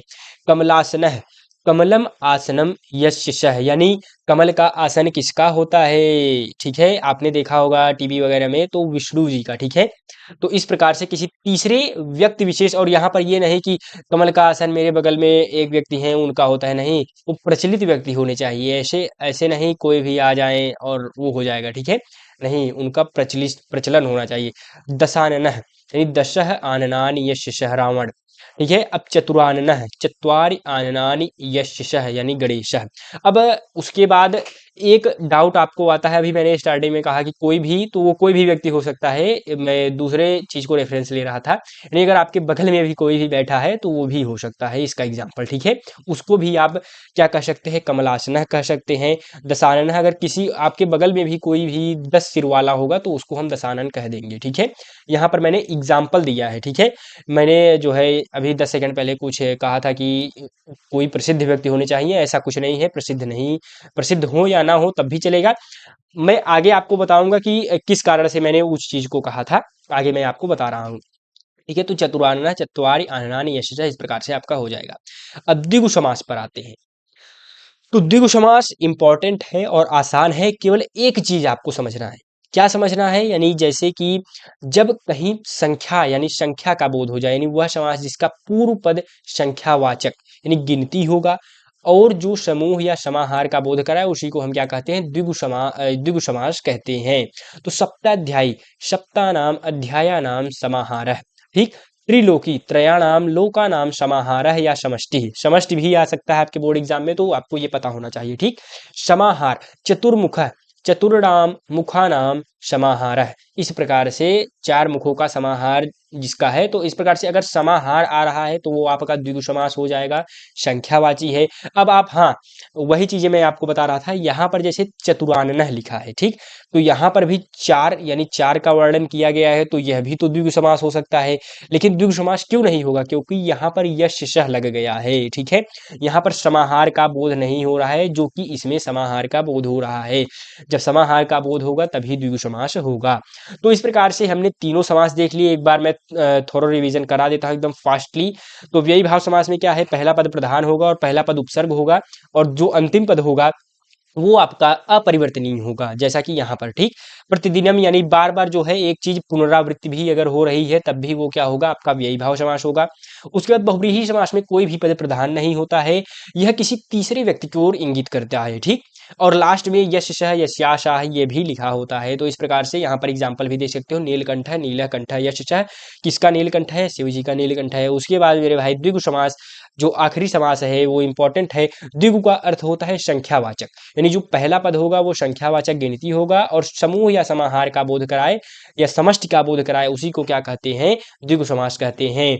अब जैसा कि हम हर टॉपिक में करते आए हैं, टॉपिक को फिनिश होते ही हम मोस्ट इंपॉर्टेंट क्वेश्चंस करते हैं, जो कि आपके बोर्ड एग्जाम के लिए बहुत ही ज़्यादा महत्वपूर्ण होते हैं। तो पहला जो है सवाल हर कितनी बार पूछा गया है, कोई भी ऐसा साल नहीं गुजरा जिस साल ये सवाल ना आया हो। पीताम्बरम, पीतम अंबरम यशः, श्री कृष्ण यानी श्री कृष्ण जी का पीला वस्त्र है, वस्त्र पीला जिसका है, इसका वस्त्र पीला है तो श्री कृष्ण जी का, तो इसी प्रकार से क्या हो जाएगा, ये बहुब्रीहि समास हो जाएगा आपका, ठीक है। अब उसके बाद चंद्रशेखरे या चंद्रशेखर, चंद्र शेखरे यशः, यानी जिसके शिखर पर क्या है, जिसके मुकुट पर क्या है, चांद है, वो शिव जी के मुकुट पर या शिखर पर चांद है, तो उसी को बहुब्रीहि समास कह देंगे। लंबोदर यानी लंबम उदरम यशः, लंबा उदर यानी लंबा पेट है जिसका, किसका, यशः आ गया तो सीधा बहुब्रीहि समास मार दो। उसके बाद यथाशक्ति, शक्तिम अनतिक्रम, यानी यहाँ पर आपको स्टार्टिंग में ही उपसर्ग मिल गया, और जो शक्ति यानी अंतिम पद क्या हो गया, अपरिवर्तनीय, यही आपका व्ययी भाव समास हो गया, अव्यय हो गया, ठीक। अब पंचवटी, पंच यानी पांच, आपका संख्यावाची है तो द्विगु समास। उपगंगम, गंगा या समीपम, उप यानी उपसर्ग लग गया तो मेरे भाई ये क्या हो जाएगा, व्ययी भाव। त्रिभुवनम संख्यावाची द्विगु समास, प्रत्येकम एकम एकम प्रति, ये अव्ययी भाव समास है, यानी प्र उपसर्ग लग गया। अब उसके बाद प्रतिदिनम प्र उपसर्ग लग गया, दिनम दिनम प्रति अव्ययी भाव समास। तो यहाँ पर मैं इसको जूम आउट कर दे रहा हूँ, और इन 9 के 9 एग्जाम्पल को आप अच्छे से पढ़ लीजिए, क्योंकि यही आपके बोर्ड एग्जाम में इन्हीं में से कोई एक सवाल आ जाएगा। तो फिर बाद में मुझे मत कहना कि आपने बताया नहीं, अभी बता दे रहा हूँ, स्क्रीनशॉट ले लो, ठीक है। ये इंपॉर्टेंट है। और हाँ, लास्ट दिन जब बचेगा तो मैं ये सभी इंपॉर्टेंट क्वेश्चंस को एक साथ करके आपको फिर से एक बार रिवाइज करा दूंगा। 28 या 27 को मैथमेटिक्स का पेपर है, तो 27 को शाम को, क्योंकि 28 को आपका संस्कृत का है सुबह ही, तो शाम को मैं इसको रिवाइजन करा दूंगा, 27 तारीख को शाम को, ठीक है। अब यहाँ पर मेरे भाई और साथ ही साथ जो बहुविकल्पीय प्रश्नों का एक गुट आ रहा है, बहुविकल्पीय प्रश्न का, यानी 14 तारीख को, उसको भी मैं आपको बता दूंगा, ठीक है। हाँ, ये चीज़ यहाँ पर मेरे भाई, जैसा मैं प्रत्याहार एवं वर्णों के उच्चारण स्थान में मैंने मोस्ट इंपॉर्टेंट क्वेश्चंस नहीं कराए थे, तो उस क्वेश्चंस को मैंने यहाँ पर रखा हुआ है, ठीक है। पीपीटी थोड़ा सा इधर उधर हो गई है, तो यहाँ पर प्रत्याहार एवं उच्चारण स्थान का मोस्ट इंपॉर्टेंट क्वेश्चन यहाँ पर मैं करा दे रहा हूँ। इसीलिए बोला रहा हूँ मैं मेरे भाई कि आप वीडियो को कंप्लीट देखो। मैं वीडियो में सब कुछ कवर कराया हूँ, ऐसा नहीं है कि कोई भी टॉपिक छूटेगा, एक एक टॉपिक, एक एक सवाल अच्छे से कराऊंगा। और यहाँ पर जो भी लिखा हूँ, ये 63 पेज आपको यहाँ पर दिखाई दे रहा होगा, 22वें पेज तक पहुंच गया हूँ। 63 पेज में से आप समझ लीजिए ये 14 अंक के सवाल है ना, 14 में 14 सवाल इसी पेज से आने हैं, ठीक है। तो क्या है, कुल महत्वपूर्ण प्रत्याहार वर्णों के उच्चारण स्थान, अड़, अड़ प्रत्याहार आयु, अक प्रत्याहार आयु, रील री, अच प्रत्याहार, यहाँ पर जो है कितनी बार अच प्रत्याहार पूछा गया है, इक प्रत्याहार भी मोस्ट इंपॉर्टेंट है, एच यण जस, ये 7 प्रत्याहार आप पढ़ लो। ओवरऑल मेरे कहने का ये मतलब है, स्क्रीनशॉट ले लीजिए, यही आपके बोर्ड एग्जाम में इन्हीं में से आएगा, ठीक है। तो इस प्रकार से आपका पूरा का पूरा टॉपिक फिनिश हो गया मेरे भाई। अब मैंने यहाँ पर मोस्ट इंपॉर्टेंट क्वेश्चंस भी कर लिए, समास वाला टॉपिक फिनिश। और आगे बढ़ने से पहले, अब जो स्टूडेंट्स जो है, अब 5 डेज प्लान, यानी ये मैं 5 डेज का सीरीज चला रहा हूँ। तो पहला दिन 9 फरवरी को जो है संस्कृत गद्य भारती की वीडियो आनी थी, तबीयत के चलते, मेरी आवाज़ से आपको पता भी चल रहा होगा मेरी तबीयत सही नहीं है, इस कारण से वीडियो, अभी भी मैं वीडियो बना रहा हूँ तब भी थोड़ा सा तबीयत गड़बड़ ही है, फिर भी अब क्या करें, अब सीरीज तो लॉन्च ही कर दिया, जिस दिन लॉन्च किया उसी के शाम से तबीयत मेरा एकदम गड़बड़, ठीक है। तो फीवर हो गया था, वायरल फीवर, इस कारण से जो है मैंने वीडियो नहीं बनाई। तो 9 फरवरी की वीडियो, डे 1 की वीडियो, आप जो है ये वाली वीडियो जो है, यहाँ पर मैं क्या कवर कराने वाला था, गद्य भारती कंप्लीट कराने वाला था, ठीक है। ये क्लास आप मेरे भाई, मैंने कम्युनिटी पोस्ट कर दिया है, ठीक है। आप जा करके उस कम्युनिटी पर, मैंने मतलब पूछा है आपसे, खुद आपसे पूछा है कि किस दिन मैं उस वीडियो को अपलोड करूं, सुबह 7 बजे। मैंने ऑप्शन रखा है 13 जनवरी, 14 जनवरी, 15 जनवरी, 16 जनवरी। इन चारों में से जिस पर ज़्यादा से ज़्यादा जो है वोटिंग आएगी, उसी दिन मैं इस वीडियो को अपलोड कर दूंगा, ठीक है। और बाकी की सभी क्लासेस यानी डे 2 की क्लासेस यानी डे 3 डे 4 डे 5 ये सभी क्लासेस यथावत अपने टाइम पर, अपने तारीख, अपने दिन, अपने समय पर अपलोड हो जाएंगी। यानी डे 2 10 फरवरी शाम 7 बजे आपका संस्कृत व्याकरण बेसिक यानी ये वाला क्लास अपलोड हो जाएगा। फिर उसके बाद हम तीसरा क्लास संस्कृत पद्य पीयूषम का महामैराथन करेंगे, उसमें पद्य पद्य के सभी टॉपिक्स को कवर करा देंगे 11 फरवरी को शाम 7 बजे। फिर 12 फरवरी को आपका जो है संस्कृत व्याकरण का एडवांस क्लास है, ठीक है, चौथा क्लास। उसके बाद आखिरी क्लास संस्कृत कथा नाटक कौमुदी, इसी के साथ आपका संस्कृत फिनिश, ठीक। ये 13 फरवरी को। और 14 फरवरी को मेरे भाई 2 डेज फॉर प्रैक्टिस, जैसा कि मैंने कहा था, तो 14 फरवरी को आपका grand master level 100 most important objective questions कराऊंगा, जो कि आपके बोर्ड एग्जाम में यहीं से सवाल आपको बहुविकल्पीय प्रश्नों का देखने को मिलेगा। 15 फरवरी को आपका मॉडल पेपर डिटेल्ड सॉल्यूशन कराया जाएगा। मुझे मेरे हिसाब से आप 15 फरवरी पर ज़्यादा से ज़्यादा वोटिंग करिए, क्योंकि इस दिन मैं मॉडल पेपर कराऊंगा, ज़्यादा आपके ऊपर लोड नहीं रहेगा, मॉडल पेपर आपके लिए आसान होगा। तो मैं सुबह ही अपलोड कर दूंगा गद्य भारती। आपने गद्य भारती का क्लास 11-12 बजे तक अटेम्प्ट कर लिया दोपहर तक, उसके बाद आराम से रेस्ट करके उसके बाद शाम को मैं जैसे ही अपलोड करता हूँ डिटेल्ड सॉल्यूशन, तो इसको आप अच्छे से खुद से अटेम्प्ट करने का प्रयास करिए, ठीक है। उसके बाद साथ ही साथ मैं यहाँ पर आपको कॉपी भी, मतलब बोर्ड की जो नई कॉपी है उसकी पीडीएफ भी दे दूंगा, और उसके बाद जो है साथ ही साथ यहाँ पर मॉडल पेपर भी आपको दे दूंगा। तो बहुत सारी चीज़ें होंगी, इस वीडियो को आप जरूर से जरूर देखिएगा। तो अब बिना किसी देरी के अपने नेक्स्ट टॉपिक पर आते हैं, जिसका नाम है चौथा टॉपिक संधि। संधि ये भी एक महत्वपूर्ण टॉपिक है, यहाँ से भी 2 सवाल आते हैं। संधि समझ लीजिए आपके पाठ्यक्रम में, अभी पाठ्यक्रम पर डिस्कस करेंगे, पहले सवाल को देख लेते हैं, ठीक है। तो सवाल क्या है, शांतः पद में संधि, यानी इस प्रकार से पूछा जाएगा, यानी इसमें कौन सा संधि है ये बताइए। रामो अपि का संधि विच्छेद क्या होगा। यानी संधि भी पूछता है, संधि विच्छेद भी पूछता है, यानी 13वां सवाल संधि का होगा, 14वां सवाल आपके बोर्ड एग्जाम में संधि विच्छेद का होगा। तो आइए इस टॉपिक को अच्छे से समझ लेते हैं। तो हमारा मोस्ट इंपॉर्टेंट टॉपिक है संधि। किस प्रकार से पहले प्रश्न पूछा जाता है आपको वही दिखा देते हैं, बोर्ड एग्जाम में आखिर क्वेश्चन कैसे आता है संधि से रिलेटेड। तो बहुत आसान आसान से सवाल आते हैं कि पूछ लेगा कि हरिमोहनदे में कौन सा संधि है, ठीक।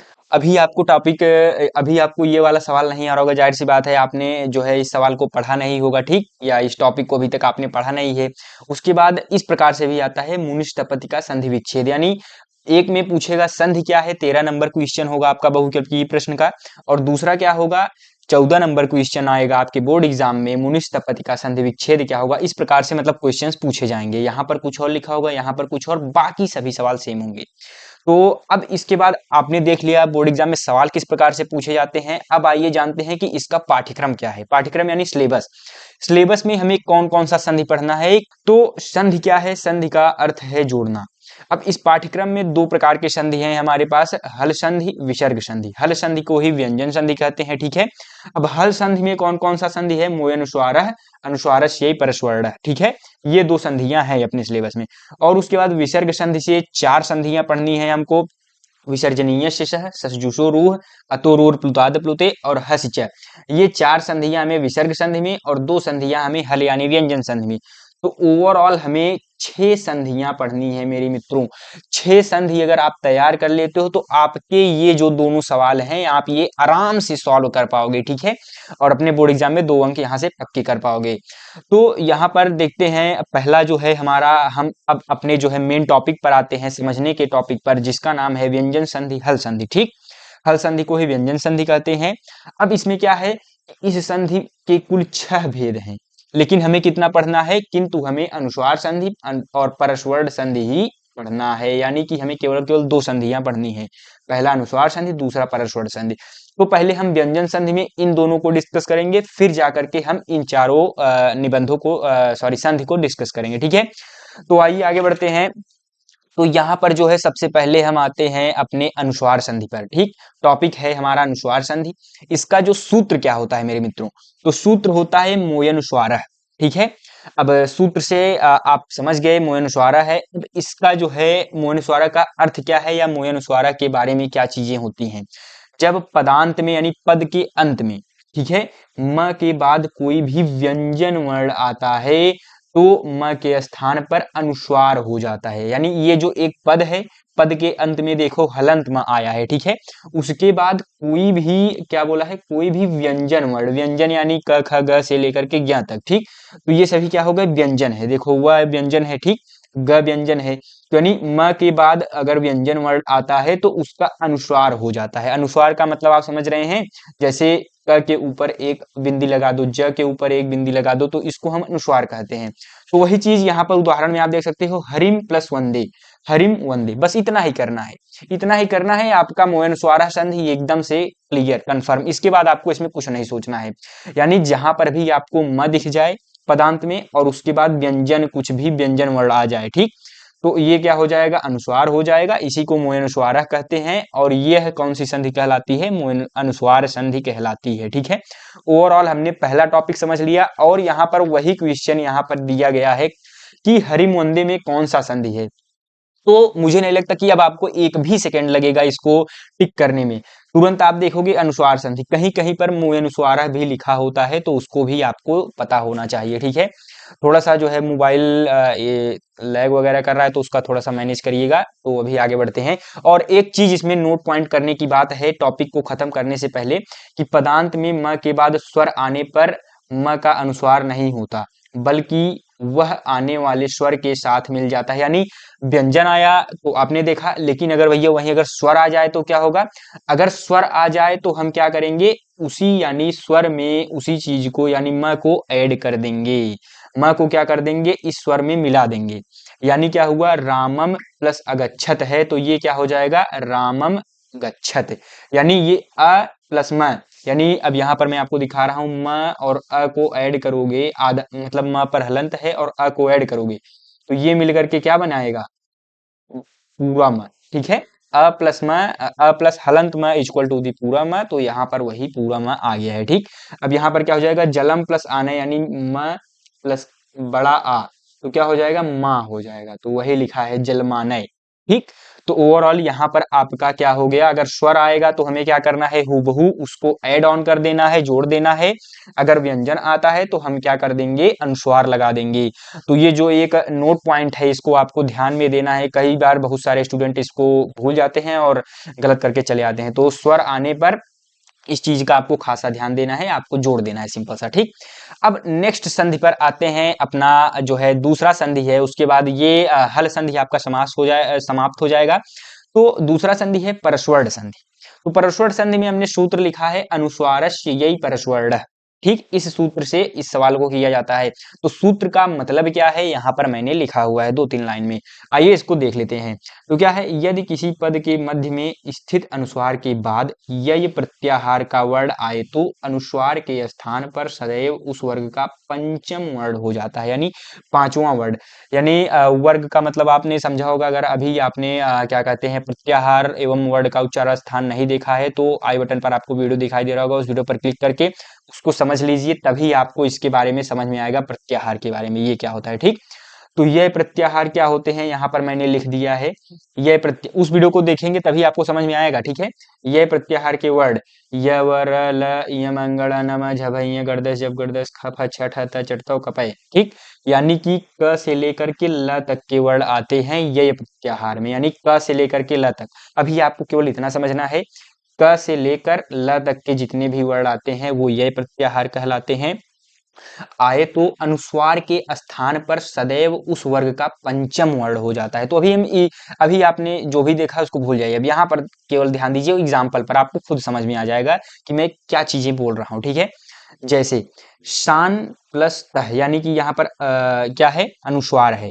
अनुस्वार का क्या हो जाएगा, अगर ये त आपने देखा, त किस वर्ग में आता है, त का लास्ट अक्षर आप बताइए, तो त थ द ध न, यानी न लास्ट में आता है, तो यहाँ पर न लग जाएगा। ठीक, अब मैं यहाँ पर समझाता हूँ, अंग प्लस कितः, कितः में क है, ठीक है, ये क है, तो क में क्या हो जाएगा, क ख ग घ अंग, अंग आता है तो यहाँ पर अंग लग गया है। ठीक, ये अनुस्वार की जगह पर अंग आ गया है। ठीक है, बस यही इतना करना है।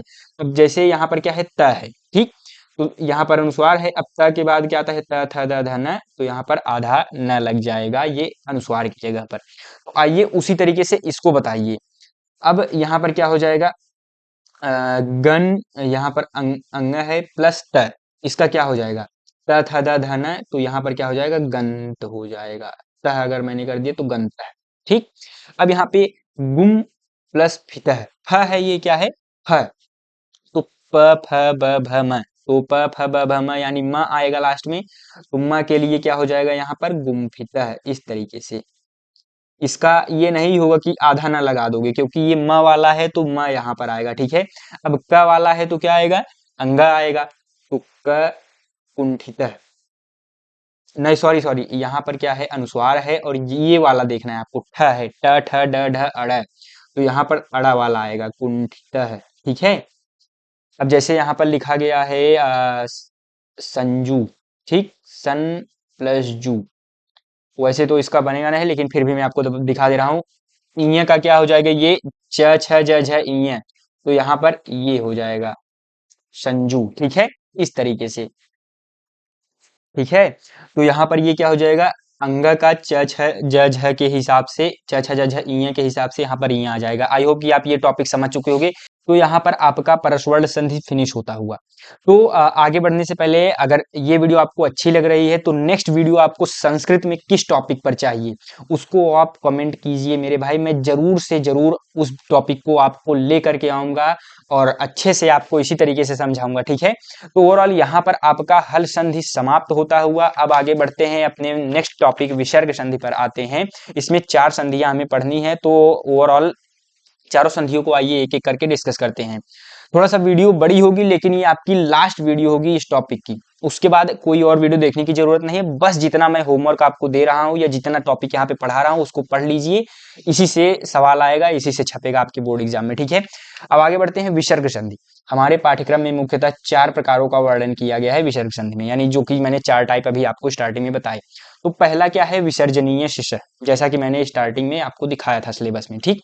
तो विसर्जनीय शिक्षा में क्या चीजें हमें करनी है, तो यहाँ पर जो भी चीजें लिखा है इसको अभी हम बाद में देखेंगे। पहले यहाँ पर अभी एक सेकंड, पहले अभी यहाँ पर उदाहरण पर आते हैं। मुनि प्लस तपति, मुनिश तपति, नमः धनते नमस्ते।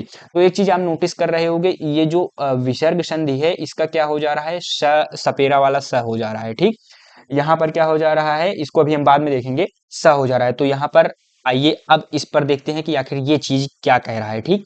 यदि विसर्ग के पश्चात क ख च छ ट ठ त थ प फ, यानी सभी देख रहे हो, सभी जो भी वर्ग होते हैं, 5 वर्ग होते हैं, अगर आपने वर्णों का उच्चारण स्थान पढ़ा होगा तो 5 वर्ग में से देखिए ये वर्ग के पहले दूसरे वर्ण हैं, ठीक। क ख है, ठीक, क ख ग घ अंगा में क ख लिया गया है, च छ ज झ इय में च छ लिया गया है, ट ठ ड ढ अड़ा में ट ठ लिया गया है, त थ द ध न में त थ, प फ ब म में प फ ब प फ लिया गया, ठीक। और उसके बाद स ख स में से कोई वर्ण हो तो विसर्ग के स्थान पर स हो जाता है, क्या हो जाता है, स हो जाता है। खर प्रत्याहार, जिसको हम क्या कहते हैं, ये एक तरीके से ये क्या है, खर प्रत्याहार है, लेकिन हमने इसको पूरा अच्छे से आपको समझा दिया है, ठीक है। इसी को खर प्रत्याहार कहते हैं, जो भी मैंने यहाँ पर इतना वर्ड लिखा है इसको खर प्रत्याहार कहते हैं, ठीक। अब मुनि प्लस तपति, मुनिश तपति, नमः धनते नमस्ते। अब यशः प्लस तनोति क्या हो जाएगा आपका, यशस तनोति, ठीक है। तो यहाँ पर क्या हो जाएगा, यशस तनोति, ठीक है। अब उसके बाद छात्र प्लस चलति, छात्र प्लस चलति क्या हो जाएगा इसका, एक सेकंड यहाँ पर मैं लिख देता हूं, छात्र चलति। अब आगे बढ़ते हैं, तो ये विसर्जनीय शिशा आपका हो गया है। अब यहाँ पर उसी को मैंने थोड़ा सा और डिटेल में समझाया हुआ है, ठीक। अब विसर्जनीय शिशा आपने समझा होगा, अब उसी को एक डिटेल में मैंने यहाँ पर देखिए, मैंने आपको यहाँ पर दिखाया है। जब शचुत्व संधि और षटुत्व संधियों का योग हो जाता है तो संधि निम्न 4 खंडों में बढ़ जाती है, ठीक है। कौन से 4 खंड में बढ़ जाती है, यहाँ पर मैंने 4 खंड लिखा है, यानी त थ और स के साथ स ही रहता है, ठीक।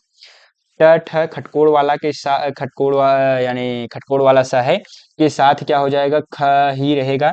च छ और सजम वाला सा है तो यहाँ पर सा ही रहता है, ठीक है। और चौथा क्या है, क ख प फ के बाद में रहने से विसर्ग ही रहता है। तो ये चीज अगर आपको नहीं समझ में आई कोई बात नहीं, यहाँ पर ये चीज आपके लिए इंपॉर्टेंट है, ठीक। ये जो 4 हिस्से मैंने यहाँ पर दिखाए हैं, त थ स, ट ठ ख और उसके बाद च छ स, ठीक है। और क ख प फ के बाद विसर्ग ही रहता है, यानी कि अब यहाँ पर इन एग्जाम्पल्स को आप इसके माध्यम से करने का प्रयास कीजिए, यानी कि हरि प्लस खादति, ठीक है। तो हरि प्लस खादति, तो ख आया है तो ख के लिए क्या बोला है, विसर्ग ही रहेगा, ठीक है। तो यहाँ पर क्या हो जाएगा, हरि खादति, ठीक है। इसी तरीके से बहुत ही आसान टॉपिक है, ऐसे ही आपको समझना है। विष्णु प्लस त्राता, ठीक है, त्राता, त्राता है तो त्राता में अगर त्र को अगर मैं यहाँ पर आपको समझाऊं, त्र किससे मिलकर के बना है, त प्लस र से, ठीक है, त प्लस र से मिलकर के बना है, तो त किस में आ रहा है, यहाँ पर अगर हम देखेंगे तो त यहाँ पर आ रहा है, ठीक, तो त यहाँ पर आ रहा है, उसके लिए स हो जाएगा, ठीक। तो विष्णु त्राता का क्या हो जाएगा, विष्णु, विष्णु श्राता, ठीक, इस प्रकार से आपका क्या हो जाएगा, विष्णु श्राता, ठीक, इस तरीके से सपेरा वाला सा हो जाएगा, ठीक। अब यहाँ पर वृक्ष प्लस फलति में फ क्या है, यहाँ पर आता है फ के लिए विसर्ग आएगा, तो विसर्ग ही रहेगा, यानी कि विष्णु सॉरी वृक्ष प्लस सॉरी वृक्ष फलति, ठीक है, थोड़ा सा यहाँ पर अच्छे से नहीं लिखा हूँ, यहाँ पर लिख दे रहा हूँ, वृक्ष फलति, ठीक है, इस प्रकार से आपका हो जाएगा, ठीक।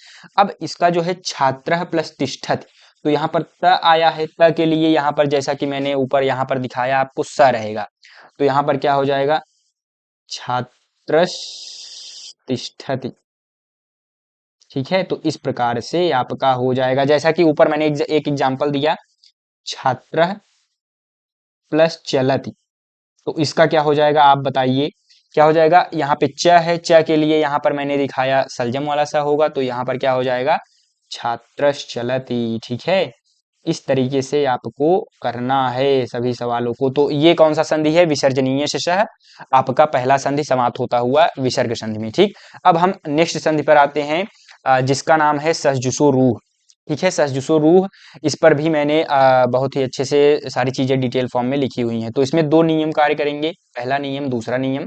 अब यहाँ पर क्या है, यदि पद के अंत में स या सजुस हो तो स के स्थान पर रू हो जाता है, इस रू का ऊ हट जाता है, केवल र शेष रहता है, यानी र बच जाता है, ठीक, यानी कि स या सजुस का ओवरऑल रू बनेगा पहले, ठीक है, उसके बाद रू का ऊ हटेगा और र बच जाएगा, ठीक है, यानी कि इसका ट्रांसफॉर्मेशन यहाँ पर आपका हो जाएगा, स का र बन जाएगा, ओवरऑल ये नियम यह कहना चाहता है, ठीक है।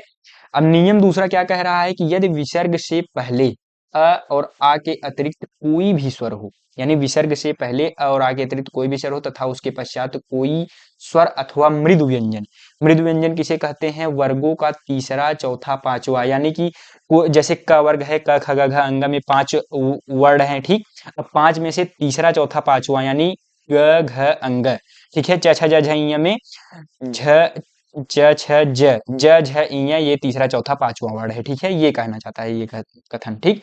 अब या य व र ल ह में से कोई हो तो विसर्ग के स्थान पर रू हो जाता है, रू का ऊ लोप होकर र बचता है, यानी ओवरऑल वही चीजें हैं, बस थोड़ा सा इसमें एक चीज ऐड हो गया है, मृदु व्यंजन, ठीक है।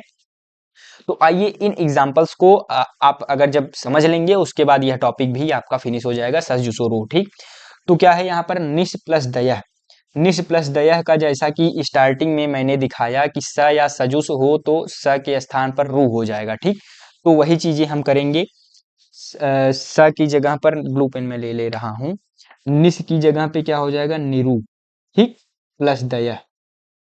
अब उस सवाल के हिसाब से रू हो जाता है, इस रू का ऊ हट जाता है, केवल र बचता है, यानी इस रू का ऊ हटा दिया हमने, केवल र बचा, आधा र, फिर उसके बाद या जिसको हम कहते हैं हलंत र, फिर दयः। अब इसको इसमें अगर मैंने ऐड कर दिया तो ये यहाँ पर ऐसे वाला हो जाएगा, तो फिर यहाँ पर क्या बचेगा, निर्दयः, ठीक है। तो ओवरऑल क्या हो गया, निस प्लस दयः का क्या हो गया, निर्दयः हो गया। अब इसका अगर आधा र अगर मैं बना देता हूँ, डायरेक्ट बनाओ, अब इतना करने की जरूरत नहीं है आपको, निस का आधा र बन गया, निराश्रितः, क्या हो जाएगा, निराश्रितः,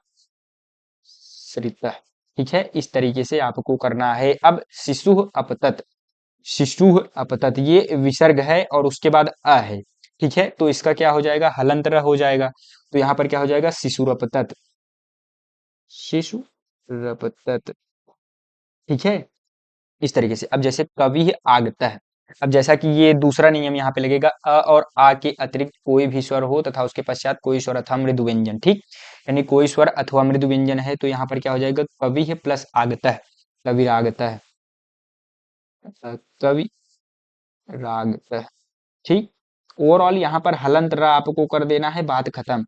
गुरु प्लस जयति, गुरुर जयति, गुरुर जयति, ठीक। तो ये टॉपिक यहाँ पर आपका फिनिश होता हुआ, ठीक है। इस तरीके से आपको सभी के सभी एग्जांपल्स करने हैं। ये कौन सा संधि था? सस जुसो रूह। आप आई होप कि आप समझ चुके होंगे। अब नेक्स्ट जो है अपने संधि पर आते हैं। अतोर और प्लुताद प्लुते तीसरा संधि है। इसके बाद एक और टॉपिक, उसके बाद आपका फिनिश। तो यदि विसर्ग के पूर्व और पश्चात अ हो तो पश्चात के अ सहित विसर्ग के स्थान पर ओ हो जाएगा। यानी कहने का मतलब है, उदाहरण से आपको सीधा सीधा समझ में आ जाएगा। बालह अवदत, यानी ये विसर्ग है, अ है। विसर्ग के बाद आपको सदैव अगर अ देखने को मिलता है, ठीक। यानी ये विसर्ग है, उसके बाद आपको अगर अ देखने को मिल रहा है तो आपका सीधा का सीधा क्या हो जाएगा? ओ हो जाएगा, ठीक। तो यहाँ पे क्या हो जाएगा? ये विसर्ग हट करके ओ बन जाएगा। तो यहाँ पे क्या हो गया? बालो अवदत। ये कौन सा है? ये जो आपका बना है, इसको हम कहते हैं अवग्रह चिन्ह, ठीक है। तो यहाँ पर अवग्रह चिन्ह लग जाएगा। कह प्लस अपि, तो यहाँ पर क्या हो जाएगा? कोयपि, क्या हो जाएगा? कोयपि, ठीक। यहाँ पर क्या हो जाएगा? ये विसर्ग अ है, तो यहाँ पर क्या हो जाएगा? ओ बन जाएगा इसका। तो रामो अपि, रामोयपि, ठीक। इस तरीके से चीजें होंगी। एक सेकंड मैं यहाँ पर नीचे रख ले रहा हूँ, अच्छे से लिखाई नहीं दे रहा। तो रामोयपि हो गया। अब उसके बाद यहाँ पर क्या हो जाएगा? सुकह प्लस अस्ति, तो यहाँ पे सुकोयस्ति, सुकोयस्ति, ठीक। अब उसके बाद हरे प्लस अव, तो यहाँ पे क्या हो जाएगा? हरेयव, ठीक है। तो इस तरीके से ओवरऑल आपका ये सारी चीजें बन जाएंगी, ठीक है। तो ये आपका अतोर पुताद प्लुते सूत्र में आपको क्या करना है? विसर्ग है, अ है, उसका ओ बन जाएगा, ठीक। अब आगे नेक्स्ट हस्य पर आते हैं। तो हस्य लास्ट संधि है। इसके बाद में कुछ इंपॉर्टेंट आपको, जैसा कि मैंने स्टार्टिंग में बताया, इंपॉर्टेंट मैं आपको कुछ संधियां दूंगा या विच्छेद दूंगा, जिससे वही आपके हो सकता है बोर्ड एग्जाम में एग्जैक्ट आ जाए, ठीक। तो हस्य, ठीक है। तो यहाँ पर इसको डिस्कस करते हैं। यदि विसर्ग से पूर्व अ तथा विसर्ग के पश्चात कोई मृदु व्यंजन वर्गों के तीसरे चौथे पांचवें वर्ण, या मृदु व्यंजन मैंने की जैसा कि आपको शुरू में बताया, ठीक है। पेन मैं चेंज कर ले रहा हूँ। तो चौथे पांचवें वर्ण अथवा य वरलह के में से कोई वर्ण होता है तो विसर्ग के स्थान पर उ के द्वारा ओ हो जाता है, ठीक। इसमें क्या हो जाएगा? जैसे मेघ प्लस गर्जती है, या इसको हम लिख सकते हैं मेघस प्लस गर्जती। तो यहाँ पे क्या हो जाएगा? मेघ, ये जो विसर्ग है, जैसा कि यहाँ पर इन्होंने कहा कि उ हो जाएगा, विसर्ग के स्थान पर उ हो जाएगा। तो यहाँ पर उ मैंने लिखा, फिर उसके बाद इसको ओ बना दिया, तो मेघो गर्जति, ठीक। अब इसको कैसे सॉल्व करना है, इसके लिए अभी हम स्टेप में जाएंगे। राम, विसर्ग के स्थान पर हमको उ लिखना है, प्लस नमति। तो ओवरऑल ये क्या बन जाएगा? रामो नमति, ठीक है। इसी तरीके से करना है, बहुत आसान है, ठीक। तो आपको समझ में भी आ जाएगा कि ये जो है हस्य च संधि है, ठीक है। अब आगे बढ़ते हैं। यहाँ पर क्या है? मृगस प्लस धावति। यहाँ पर क्या हो जाएगा आपका? मृग प्लस उ प्लस धावति। तो क्या हो जाएगा आपका? ओवरऑल मृगो धावति, ठीक है। इस तरीके से आपको ये बाकी के दोनों एग्जाम्पल्स खुद से करने हैं, ठीक है। शिवो वंदः रामो हसति, ठीक। ये बाकी के दोनों एग्जाम्पल आप खुद से करिएगा या कमेंट में बताइए। और मेरे भाई, अगर आपको ये वीडियोज अच्छी लग रही हैं तो आप जो है कमेंट कीजिए अगला टॉपिक अगला जो है वीडियो किस टॉपिक पर चाहिए, तो मैं वो भी वीडियो आपको लेकर के आके दूंगा, ठीक है। बस आपको कमेंट करने की देरी है, बाकी वो वीडियो मैं तुरंत लेकर के आऊंगा, ठीक है। कुछ महत्वपूर्ण संधि एवं उनके विच्छेद, मैंने जैसा कि आपको कहा स्टार्टिंग में, उसी हिसाब से यहाँ पर मैं कुछ महत्वपूर्ण संधि एवं उसके विच्छेद यहाँ पर रख रहा हूँ। रामम वंदे इक्वल टू क्या हो जाएगा? रामम प्लस वंदे, ठीक। रामम प्लस वंदे, ये कौन सा संधि है? अनुस्वार संधि। आप समझ सकते हैं कितनी बार पूछा गया है, ठीक। तो ये आपको पता होना चाहिए। नमस्ते का क्या हो जाएगा? नमधन्ते विसर्जनीय शस्य हो जाएगा, कितनी बार पूछा गया है। शान प्लस तह, शांतः का क्या हो जाएगा? शान प्लस तह परस्वर संधि है, जैसा कि मैंने कहा, ये इतना। अनुस्वार संधि कभी कभी मो अनुस्वार भी लिख करके आता है, तो इसको आपको पता होना चाहिए, ठीक। अब उसके बाद सियो आचर्य का क्या हो जाएगा? अर्च्य, यानी शिवश आचर्य, मतलब शिवस प्लस अर्च्य, यहाँ पे हलंत सा रहेगा। और उसके बाद हरीश चलति, हरि प्लस चलति, ये इंपॉर्टेंट है। जैसे रामस चलति भी पूछ लेता है, यहाँ पर रामा मोंदे की जगह पे हरि मोंदे भी पूछ लेता है, ठीक। तो ये आपको पता होना चाहिए। ये पांचों निबंध इंपॉर्टेंट है, इसको तैयार कर लीजिए। यहाँ पर जो भी एग्जाम्पल्स मैंने कराए हुए हैं, ठीक है, ये मोस्ट इंपॉर्टेंट एग्जाम्पल हैं, इसको आप अच्छे से रेडी कर लीजिए, ठीक है मेरे भाई। और ओवरऑल इस तरीके से आपको जो है सारी चीजें पढ़नी है। इस तरीके से अगर ये टॉपिक यहाँ पर आपका फिनिश होता हुआ, और मेरे भाई अगर आप इस तरीके से पढ़ते हो, तो आपके संधि में इसके बाद आपको कोई और वीडियो देखने की जरूरत नहीं है। इसको हो सके तो आप दोबारा से भी देख लीजिए, लेकिन जितना मैंने कराया है उसको अगर आपने याद कर लिया या अच्छे से रिवाइज कर लिया, तो उसके बाद यहाँ से आपके 2 अंक कहीं नहीं गए हैं, ठीक है। तो इस प्रकार से हमने महत्वपूर्ण जो है संधियों को भी देख लिया और उसके विच्छेद को भी। आप इन जो है 5 महत्वपूर्ण संधि एवं संधि विच्छेद को पढ़ लीजिए, क्योंकि इसी में से आपके बोर्ड एग्जाम में कोई एक सवाल आ जाएगा। तो आप उसको आराम से करके अटेम्प्ट करके अपने बोर्ड एग्जाम में 2 अंक पक्के कर लीजिएगा, ठीक है। अब यहाँ पर जो भी यहाँ पर मैंने एग्जाम्पल्स दिए हैं मेरे भाई, ये एग्जाम्पल्स सभी के सभी एग्जाम्पल्स मोस्ट इंपॉर्टेंट है, इसको भी आपको खुद से करना आना चाहिए। ये 5 एग्जाम्पल यहाँ पे, ये 5 एग्जाम्पल ये वाले, और उसके बाद यहाँ पर ये 5 एग्जाम्पल, यानी ओवरऑल 25 से 30 एग्जाम्पल्स हैं। इसको आप अच्छे से रेडी कर लेना। उसके बाद ये टॉपिक आपके लिए आसान हो जाएगा। और इसी में से जो यहाँ पर 30 से 35 मैंने सवाल रखे हैं पूरे थ्रू आउट द टॉपिक, इस टॉपिक में इन सभी सवालों को अगर आप कर लेते हो तो आपके बोर्ड एग्जाम में इसी में से सवाल देखने को मिलेगा। तो इस प्रकार से आपका ये टॉपिक फिनिश होता हुआ बिना किसी देरी के आइए अगले टॉपिक पर चलते हैं, जिसका नाम है शब्द रूप। शब्द रूप में किस प्रकार से सवाल आते हैं वो मैं आपको बता दे रहा हूँ। सबसे पहले आपको विभक्ति एवं पहचानने का, विभक्ति एवं वचन पहचानना आना चाहिए। तो उस प्रकार से आपको सवाल पूछा जाएगा। और उसके बाद विभक्ति और वचन में कौन सा रूप होगा वो भी आपको बताना है। जैसे राज्ञा विभक्ति और किस वचन का रूप है, नदी में द्वितीय विभक्ति, द्वितीय विभक्ति और बहुवचन का रूप क्या होगा, तो आपको ये बताना है। तो इन सभी टॉपिक को अभी आगे हम पढ़ने वाले हैं, शब्द रूप को अच्छे से समझने वाले हैं। टॉपिक को स्टार्ट होने से पहले मैं एक चीज आपको क्लियर कर देना चाहता हूँ। इस टॉपिक में आपको, इस टॉपिक को मेरे भाई कुछ ना कुछ करके, मैं यहाँ पर लास्ट में आपको, चलिए ठीक है, लास्ट में मैं आपको ट्रिक बता दूंगा, बात ही खत्म, ठीक है। वो चीजें आपको जानने की जरूरत ही नहीं है। तो आज हम किस क्रम में पढ़ेंगे, प्रश्न कैसे पूछा जाता है, सबसे पहले हम ये देखेंगे। पाठ्यक्रम में क्या है ये जानेंगे। उसके बाद टॉप 5 मोस्ट इंपॉर्टेंट शब्द रूप देखेंगे, ठीक। शब्द रूप याद करने की ट्रिक, यानी वही चीजें मैंने कहा। उसके बाद टॉप 15 मोस्ट इंपॉर्टेंट क्वेश्चंस भी बताया जाएगा, जहां यहीं से आपके बोर्ड एग्जाम में सवाल आ रहे होंगे, ठीक। अब उसके बाद सबसे पहले हम देखते हैं प्रश्न कैसे पूछा जाता है, फिर पाठ्यक्रम पर चलेंगे, ठीक है। तो प्रश्न इस प्रकार से आता है, आपके जो है 3 सालों में पूछा गया है और उसके बाद यहाँ पर 2 बार लगातार पूछा गया है।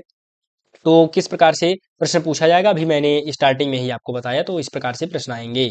अब उसके बाद आखिर ये टॉपिक इतना इंपॉर्टेंट क्यों है मेरे भाई, तो ये टॉपिक इतना इंपॉर्टेंट क्यों है आप इसको पढ़ लीजिएगा, क्यों इंपॉर्टेंट है अभी मैं अच्छा बता ही दे रहा हूँ। इसमें 2 अंक का प्रश्न पूछा जाता है, सबसे पहली चीज।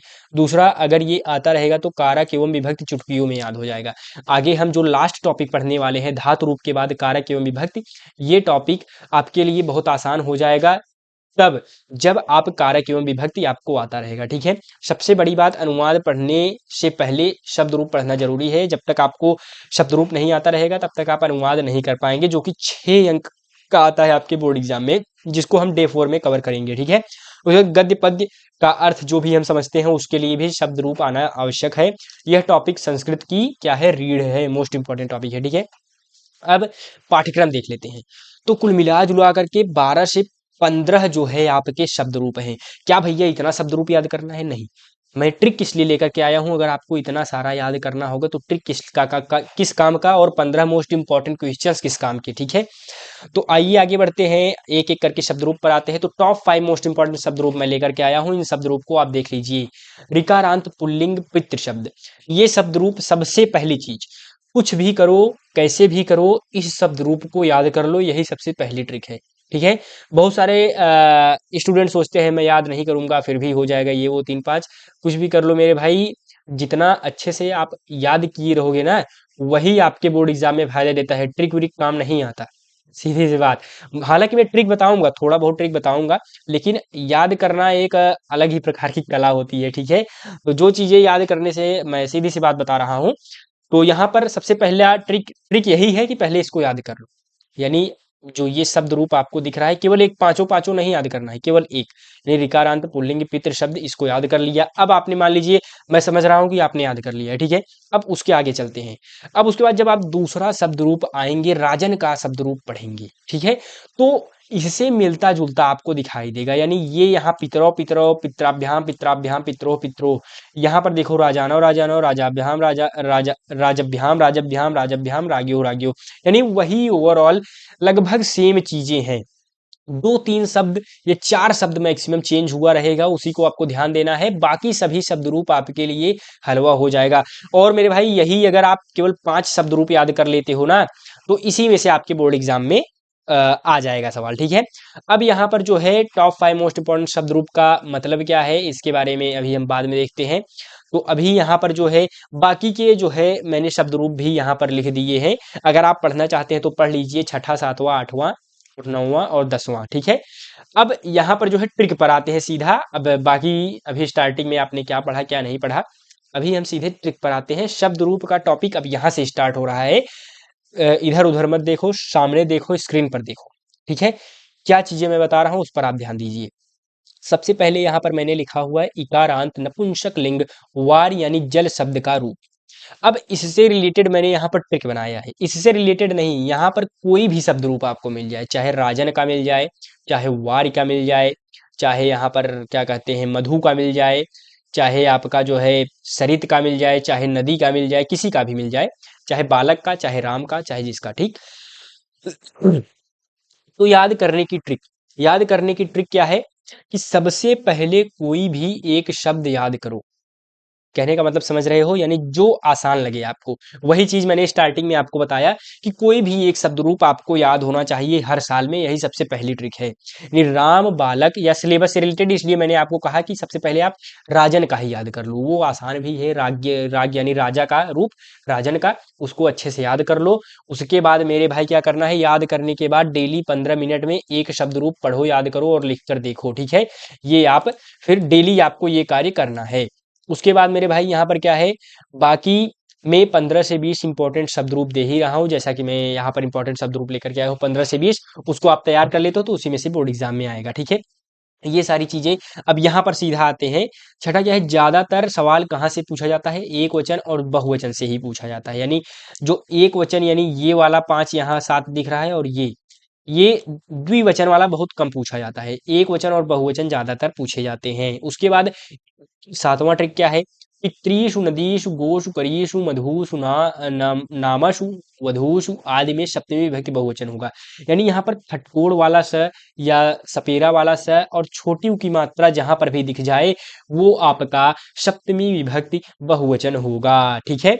उसके बाद सामान्यतः पितरी भगवती गति राज्ञी राजनी सरिति, यानी छोटी ई की मात्रा अगर होगी तो वो आपका सप्तमी एकवचन हो जाएगा, ठीक है। इस प्रकार से आप याद कर लीजिए।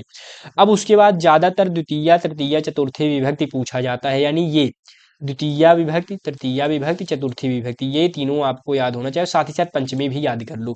ये प्रथमा नहीं पूछा जाएगा ज्यादा, षष्ठी भी नहीं पूछा जाएगा, ना ही विशेष रूप से सप्तमी, ये सबसे ज्यादा आपका पूछा जाता है, ठीक है।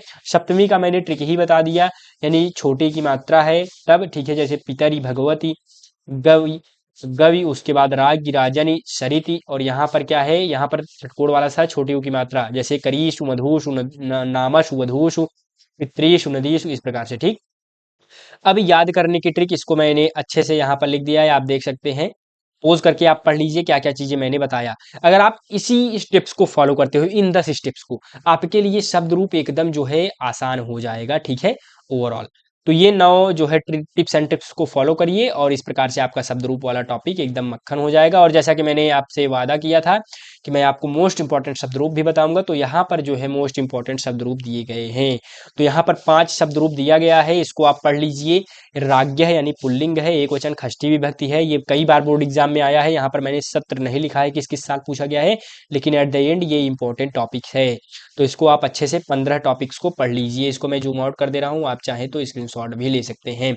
तो इस प्रकार से आपका ये टॉपिक फिनिश होता हुआ मेरे भाई, अब बिना किसी देरी के अपने नेक्स्ट टॉपिक पर आते हैं, छठा टॉपिक, इसके बाद आखिरी टॉपिक चलेगा। तो छठा टॉपिक मोस्ट इंपॉर्टेंट है, धातु रूप, ठीक है। धातु रूप पर हम बात करते हैं।